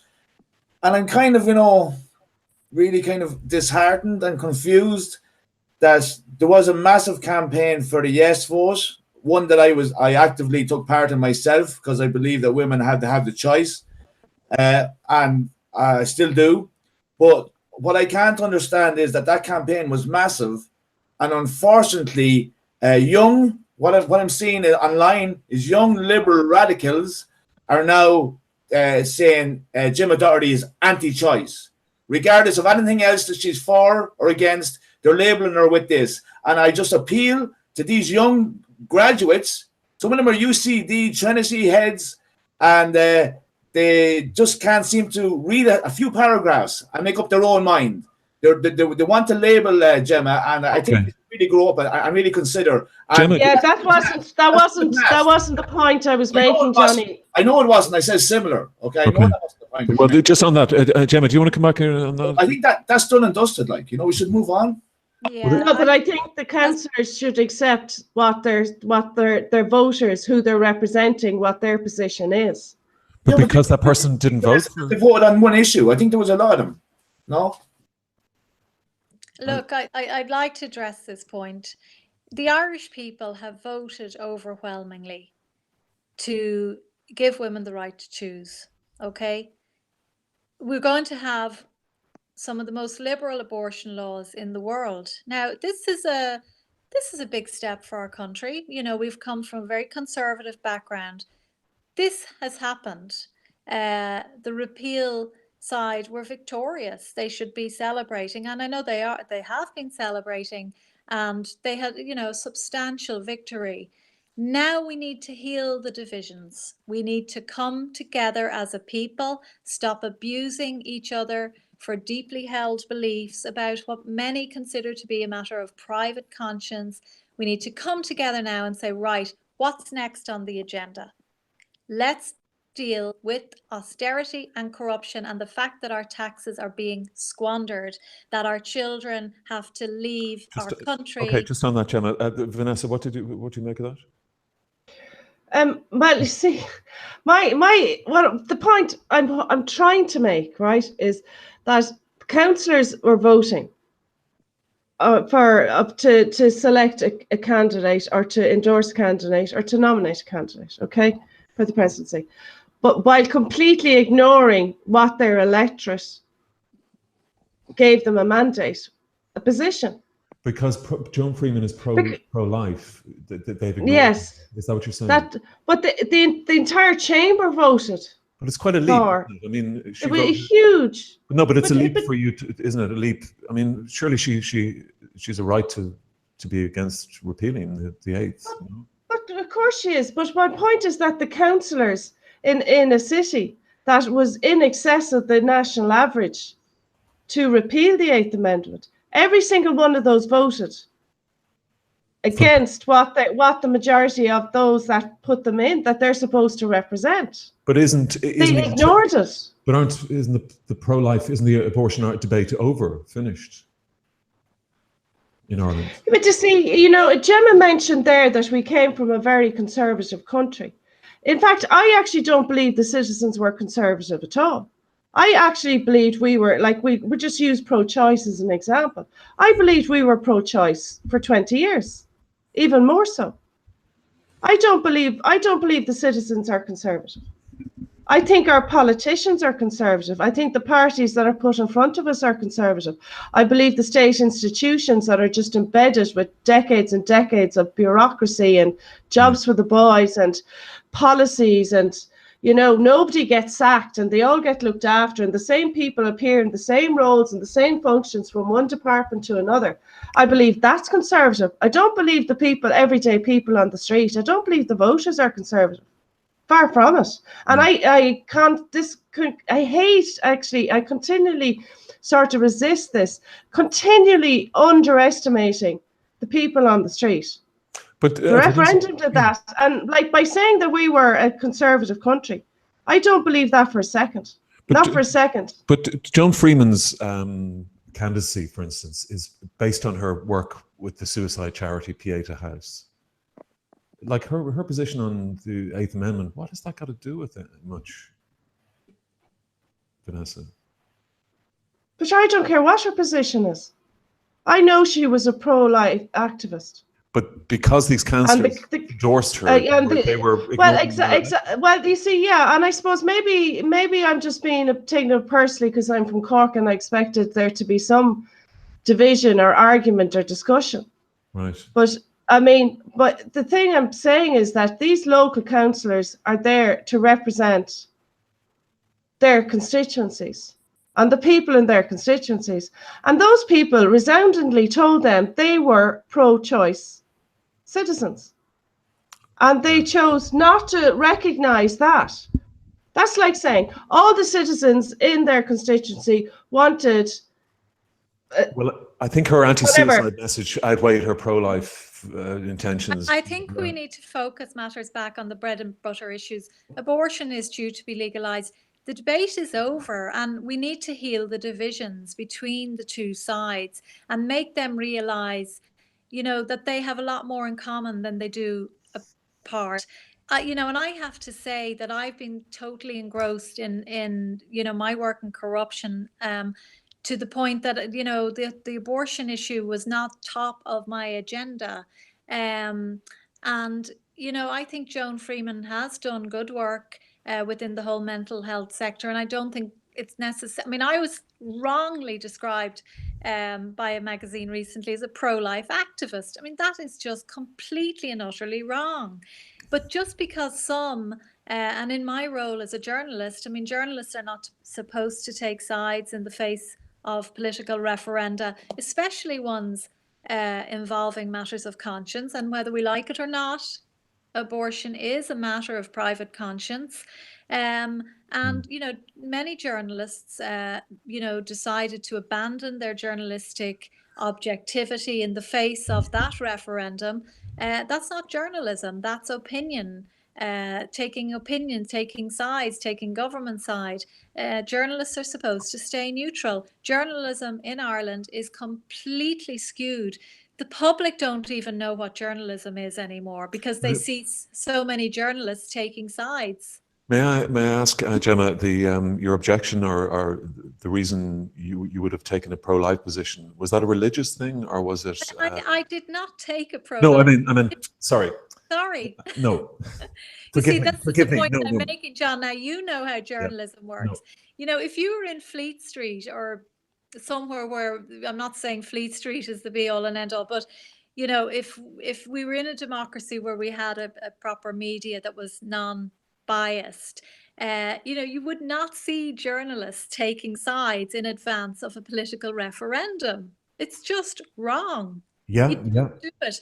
And at this stage, people are saying, oh, you have to tell how you voted. I'm sorry, it's not called a secret ballot for nothing. That is between me and my conscience and my private ballot. Now, we need to calm down about abortion. And you will sign any bill that comes before you Of regarding... course, because, as I said before, I am a Democrat. I want democracy back in Ireland. I want citizens to their rights to be respected, and I want people to stop jumping up and down and attacking each other just because they hold a belief that abortion is the right thing for them, but it's not the right thing for their best friend. Who are we to judge a woman and her decision and her partner's decision? We are not. We must respect each other's views, okay? I know many, many good people who have chosen the abortion route, and I know many good people who have said abortion wouldn't be for me. And we have to respect both of their rights and stop all this hatred. Well, I suppose the corruption in the church is the issue. You mentioned corruption in Irish life. I mean, the corruption in the church is probably where the real evil is, in terms of... Well, I want to talk about they're that. the experts. I want to talk about that because I do have a view on that, if I'm allowed. Please, of course, yeah, Gemma. And there's not a hostile atmosphere here at all. Please. Oh, no. I have recently been involved in a major investigation in relation to the Carmelite school, Terenure College, which is one of the most exclusive Leinster rugby schools in the country. Yeah. On foot of that, I've got to know many past pupils, men in their 40s, 50s, 60s, who were subjected to appalling sexual abuse in that school at the hands of Carmelite priests, brothers, and also at the hands of a allegedly high-profile former Leinster coach who has a very fine pedigree. But my goodness, some of the allegations that have been made against him are truly shocking. Okay. This has been completely ignored by the media. The Gardaí, my investigation has led to a file being sent to the DPP, which is gathering dust. Okay. The report was in Village magazine, wasn't it? Yeah, I wrote 2 reports. My first was in December, and on foot of that, I was inundated with past pupils from Terenure coming to me saying, we cannot believe this saw the light of day. The only other person I've discussed this with is my wife. I cannot believe this has finally come out. And there were dozens of them contacting me. Yeah. And then I wrote a second piece, I think in February. A number of these men said that they'd been to the Gardaí about the abuse. One of them went almost 20 years ago. And nothing was done. Okay. Now, this story, it's, involving a very exclusive South Dublin school. I only grew up down the road from it. I had a good education where there was no abuse, thank God. But little did I know that boys just up the road from me were being subjected to such harrowing abuse, which affects them to this day. Absolutely, yeah. And it opened my eyes. It really has. But the point that I want to make is, of course, the Catholic Church subjected so many of our generation to appalling child abuse. There's no doubt about that. But the state authorities were the ones responsible with bringing these to justice, okay? And in many cases, victims have told me, we went to the guards and nothing was done. Nothing was done. Now, I am for 1 second not the Catholic Church is probably as corrupt as any other state institution in this country. But nobody seems to focus on the fact that the institutions of the state failed these children. Well, I think the Murphy and Ryan report did reveal the collusion between Gardaí and the Catholic Church. But the media never focused on that. It's just, and they're like the church, of course, is to blame, but the forces that are there to protect these children, the Gardaí, let these children down too. And I've seen it. I have seen the devastation caused to these men because the Gardaí failed them and did not. And in the case of one of this high-profile former coach, he still has not faced justice. Why not? Well, yeah, and Gibney still is free in America. George Gibney. Brendan Keneally as well. Obviously not free, but there's a commission investigation into him, so that could.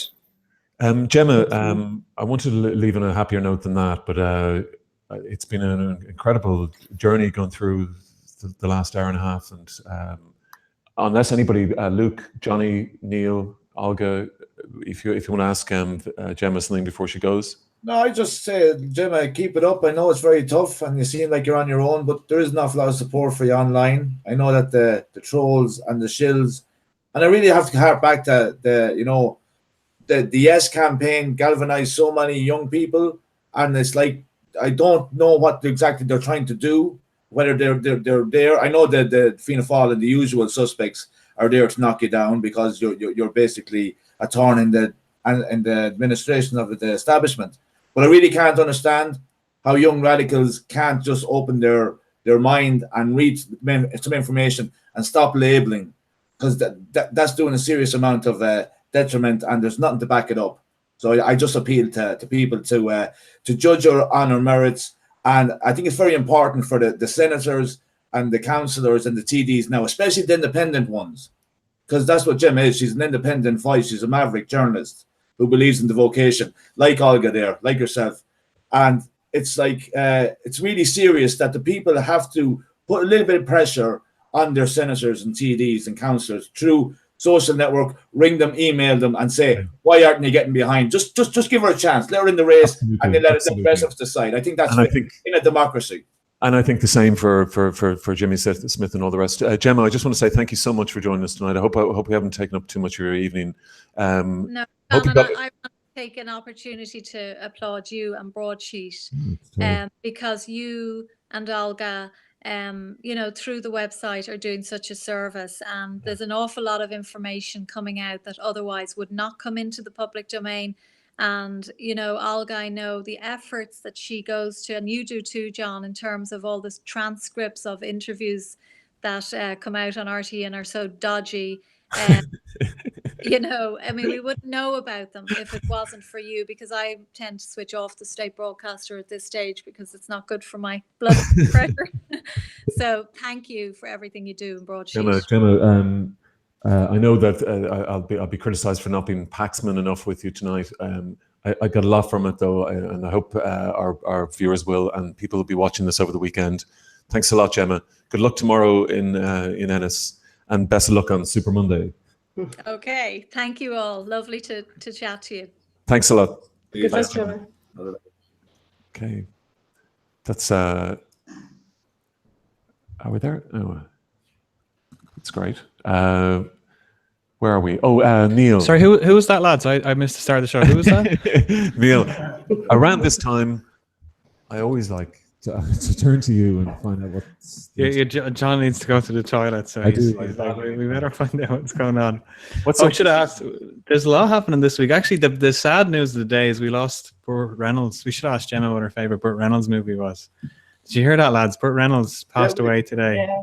82 years of age. Hardest working man in Hollywood.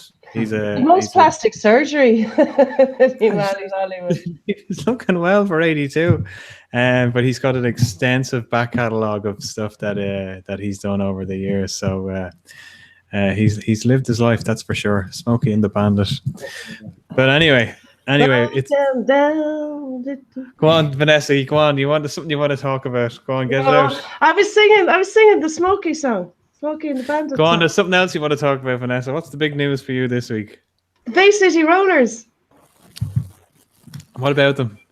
They're coming to Dublin again. Are you going, Vanessa? I thought we were all going. You might be on your own there, unless Luke looks like he's interested. Well, I was going to say, Vanessa, like you were saying the other day, I just saw during the week, you were saying the other day you bumped into Russell Brand, and I just saw that like he's doing a show with The Rock now, you know? So he would have been, like when you met him, like a week before, he would have met The Rock. Well, I'll give you a better one. He was filming in Wicklow, and the teenager was on the jet ski, and she went up onto the beach and walked up on the beach, and they were screaming at her, "Oh, you're in the shot! You're in the shot!" Well, I wonder where she gets it from, Vanessa. She didn't say The Rock was there now. Well, there's 3 big movies this week, and we're kind of coming up to the season now where all the Oscar films will come out. There's where we start. There's The Miseducation of Cameron Post, directed by Desiree Ackhaven, stars Chloe Grace Moretz, who everyone remembers from all those films she did in prior times. She's actually been off the radar for the last year. I think it's about a year she's been off the grid. I guess she's trying to transition from being a child star to an adult movie star. Anyway, it's about her as a star. She is sent in the States to one of those conversion therapy centers, and follows her exploits of that. I haven't seen it. But the reviews are pretty all right. It's getting good feedback from the critics. And one of the criticisms of the piece is that the focus is pure. She's pretty much in every scene, so the focus is pretty much on her throughout it, and with very little focus on the baddies of the show. Anyway, it's pretty heavy hitting. The other film that's out this week is American Animals. And this is a heist movie, but unlike most heist movies, which goes after money and banks and all the rest, these are a bunch of lads who want to steal books. So if Marcel was on tonight now, he'd be disgusted. It'd be a horror film to him. Anyway, it's directed by, what's your man's name? Bart Layton, and stars Ann Dowd and one of our own, Barry Keoghan, who you might remember from The Killing of a Sacred Deer. And he's actually on fire this week. He's in 2 movies this week. Was he in Love Hate as well for a bit? Yeah, that's how he broke. I think. Yeah. Love Hate initially. Yeah. That guy, the director of that film, he did that. What was it? The film he did before? That's very good. The Imposter. The Imposter. Yeah. Amazing. The Imposter is excellent. Yeah. That kind of launched him into the stratosphere. It's feedback on it is excellent, and word on the street is our boy Barry steals the show once again. Wow. So he's definitely going to be a big star. Well, it's not that he isn't already, but it's nice to see. He also seems to be very good at picking roles, doesn't he? Yeah, and he hasn't kind of jumped into the whole blockbuster. He's avoided the whole blockbuster thing so far, and so feedback on him is excellent. So the love hate, the school of love hate, it's produced a lot of talent, isn't it? Yeah. Or they've really gone on to big things. Yeah. Well, I suppose maybe at one point they deserved to go on to big things, and this was the show that sort of got them outside of Ireland onto other casting and probably the only decent show being made for a few years in Ireland as well, you know. Zorty's kind of star there for a while. Sorry, Neil. Come on. Yeah, and so the last film, of course, is the Irish famine film Black 47 with all of the international cast. So now, would you believe now? Is this going to be Irish accent watch now? Yeah, there's a bit of that going on it. So it's a revenge flick set during the famine. Like, give me back my potatoes. But it plays out more like a Western, which I suppose I should have expected. But it's pretty good. Neil, did you? My sources. We'll just put it down to my sources, John. We'll say my sources. Sources posted. A source is close to it. Yeah, it's sorry, go ahead.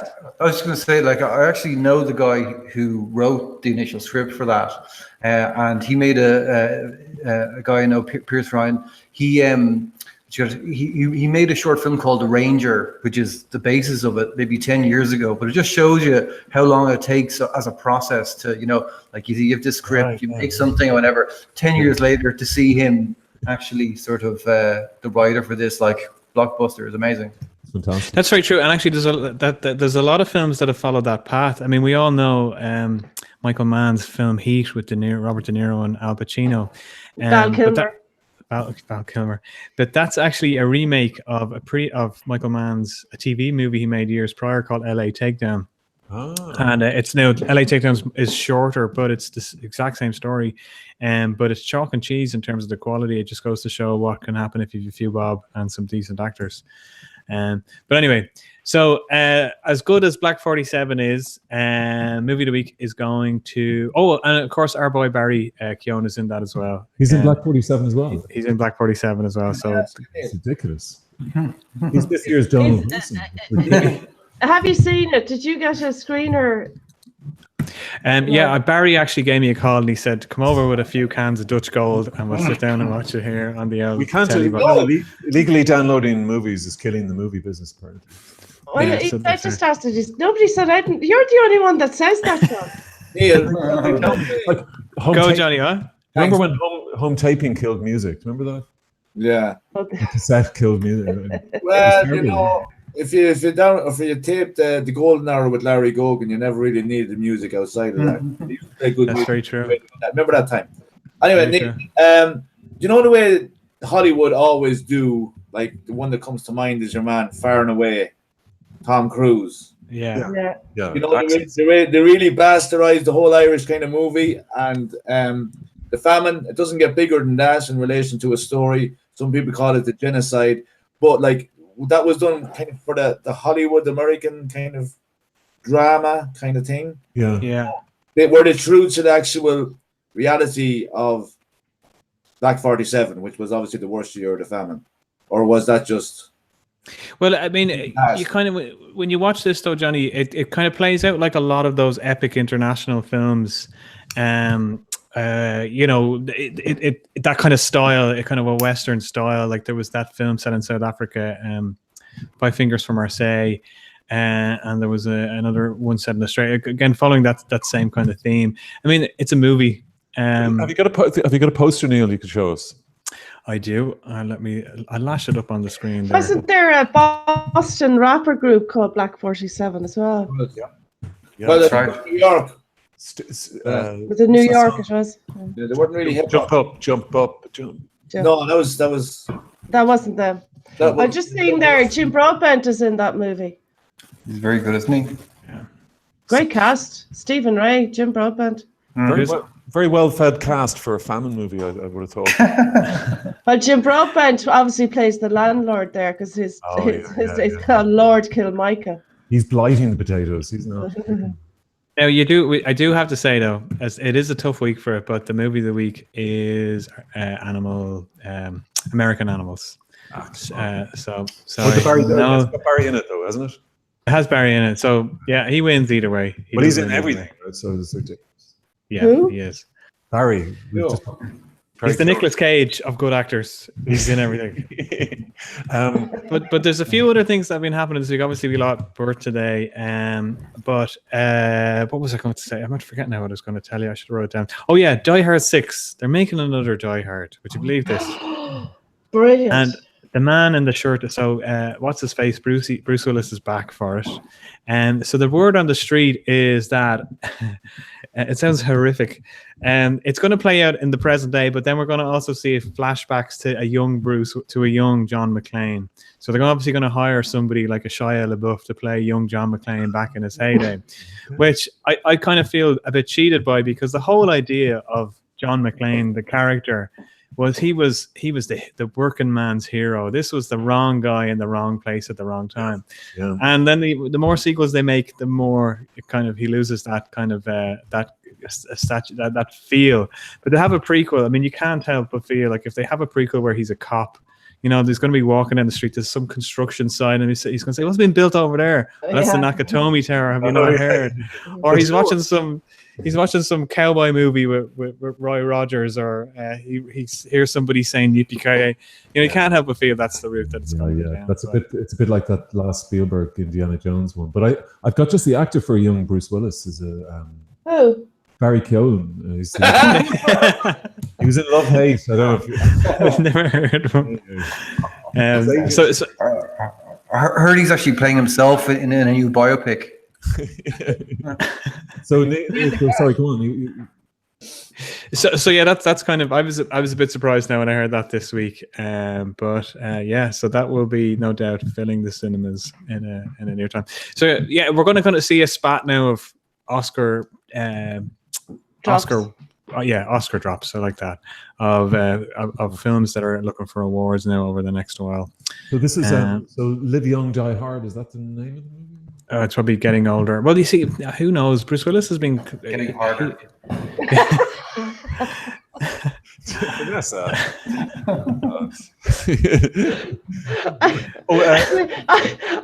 I didn't like the innuendo at all, John. You did.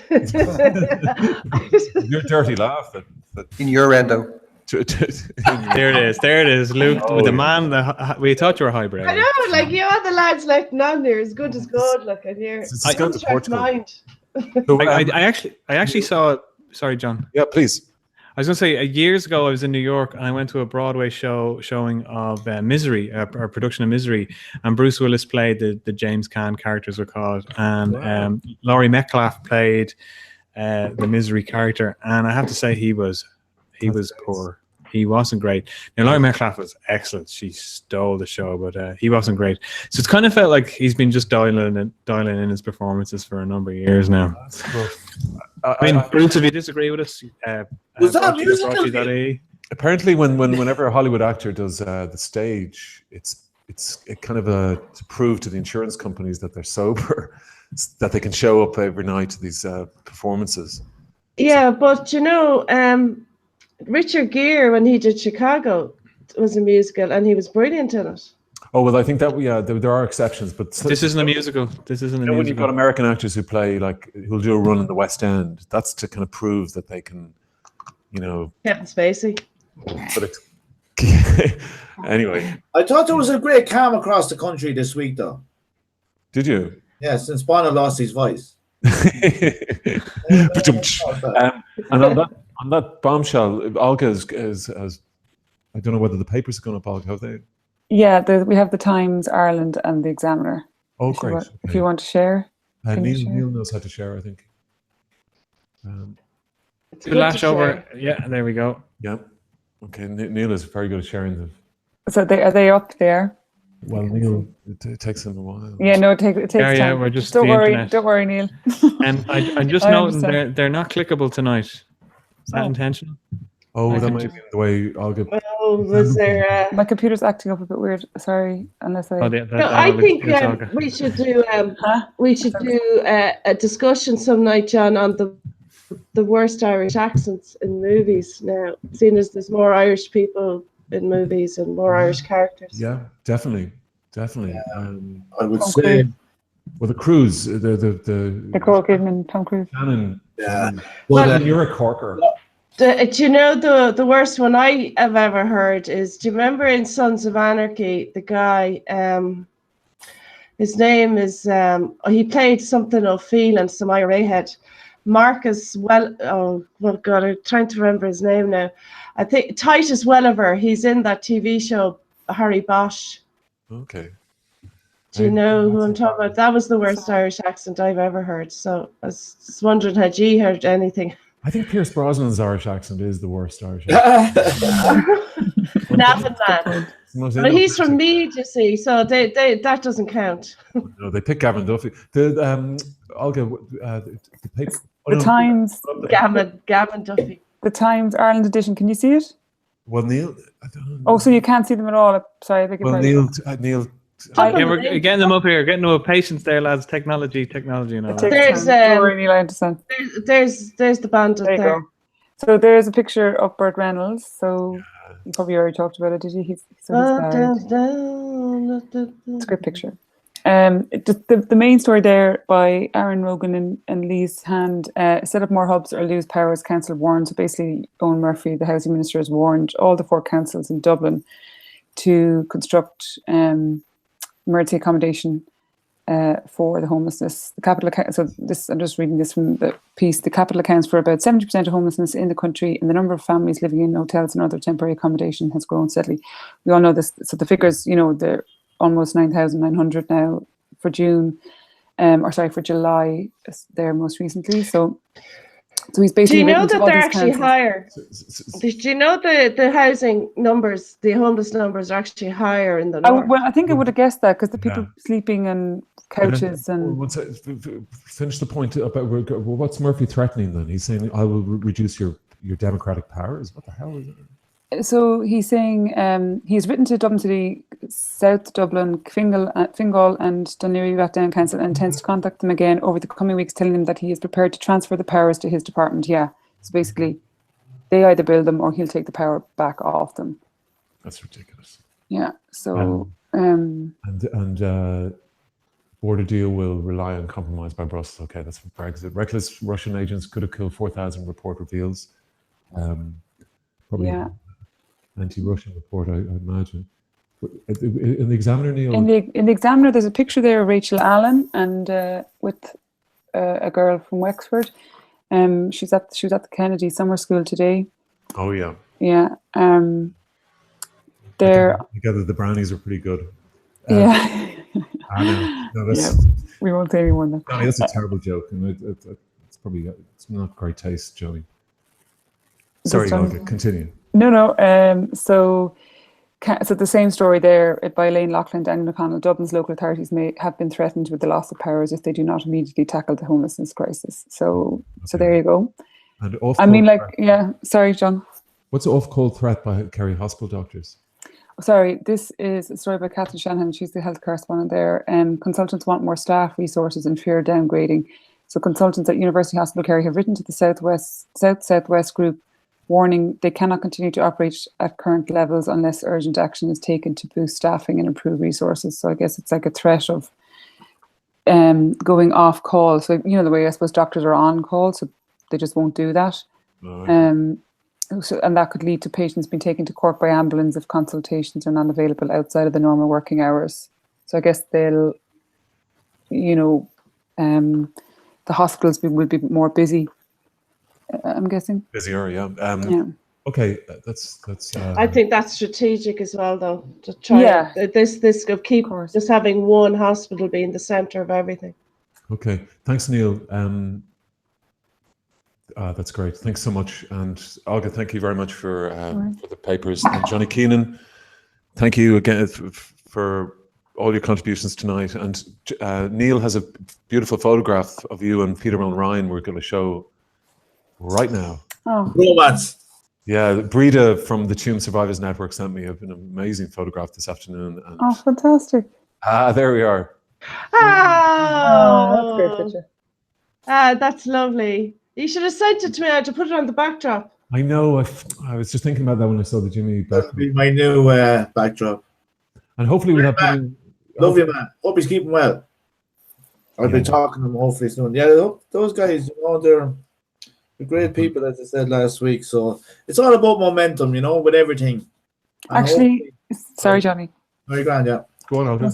I didn't want to interrupt, but just remember just reminded me last week we were talking with Kevin Higgins about the call by the editor at large in the Washington Post for all the different state attorney generals in all the states in America to... Oh, yeah. So in New York, that happened tonight. So in New York, they have... the Attorney General has put that in motion in New York in all of the Catholic dioceses there. So there you go. That's a precedent now, isn't it, nearly? It's incredible. I mean, the Americans will take the lead now, and my God. Yeah. I mean, I think there were some reports that the guy was doing it to take the heat off some other thing that he wants to get the heat off taken. But regardless, I think it's starting. So it is starting. I have to say something. Just I meant to say while I was with Gemma was talking about terror. My generation, like those guys, are a messed up generation because of a lot of abuse, and there's chicken's going to come home to roost on that. I get a lot of people emailing and I've had correspondence over the years, and we did a post on the Christian Brothers. My God, I was in Christian Brothers. Jesus, the responses from people, it was so uniform. I hate to use that word, but it was so uniform in terms of the type of abuse, the level of abuse, and what that does to the guys growing up. You know, Exactly. very difficult. I mean, I speak to some guys in my school and stuff like that, and you know, the damage is very, very clear. It's very apparent. Sorry for babbling. I hope everybody enjoyed the show tonight. It was a long one, I think. Thanks again, Vanessa. We got it next week, John. Presidential. We'll get Michael DD next week. We'll get the president on next week, for God's sake. Yeah, Get the dragons on. Michael D is to defend his title. He's coming for fisticuffs next week. We'll do a whole dragon special. We should have the dragons. We should have a Game of Thrones. A Game of Thrones. You know what Howard Marks says? What did he say? Drag on. Hey. Vanessa, Celebrity Count of Vanessa Forward, thank you so much. Neil, brilliantly produced, I thought, this evening. Flawless. Always say flawless. Fantastic. 7 minutes late. Come in. Porto, thanks again for everything and for your contributions tonight. Johnny Keenan, best of luck. And are you going to Ennis tomorrow? No, the chopper is broke. The chopper's broke, but Monday you're going somewhere. You're going Monday. She's only down the road, Gemma. Hopefully, go down and I don't know. Do I have my press accreditation there, John? Can you start? Well, you can go in. You can go into the council chamber. You don't need accreditation, no? Well, just tell them who you are, Johnny. If they're expecting a crowd, sorry. So if they're expecting what? If you should be allowed into the council chamber, but if it gets too crowded or if they're expecting some sort of argy-bargy, they will ask the public to leave. Fair enough. So that's good advice, Johnny. No mooning this time, I think. Yeah. No, but sometimes people would be shouting at particular councillors and they can't get business done, so they remove people from the gallery. Yeah, I know. I've been. It isn't open. It's like court. Anyone can go in. Yeah, but it's cool it on the mooning. Don't tell them you're from Broadsheet, Johnny. Don't tell them. Yeah, really. Wait, they actually asked us not to. I actually came out tonight. You know, I on my social media I asked loads of friends that would know me from just not knowing me at all from Broadsheet. So hello, lads. If you've tuned in for the first time, looking forward to hearing your feedback. Brilliant, and to all of Johnny's friends. Big hello from me. And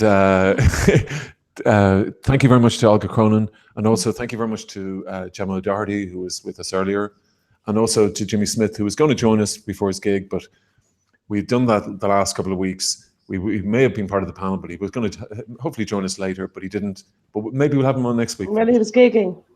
He's gigging tonight. Yeah, but we were going to have him on again ahead of the gig, but then we had Gemma, so we'll hopefully have him on next week. Would that be okay, Vanessa? I'm sure if he's available, he'll come on. Brilliant. Okay, thank you very much. Well, I'll come back to you on that. I don't control the man's diary. No, but we'll keep in touch anyway on it. Okay, and thanks so much. Thanks to everybody, and hopefully see you on the site tomorrow, or see you here tomorrow or next week. Okay, bye now. Thanks.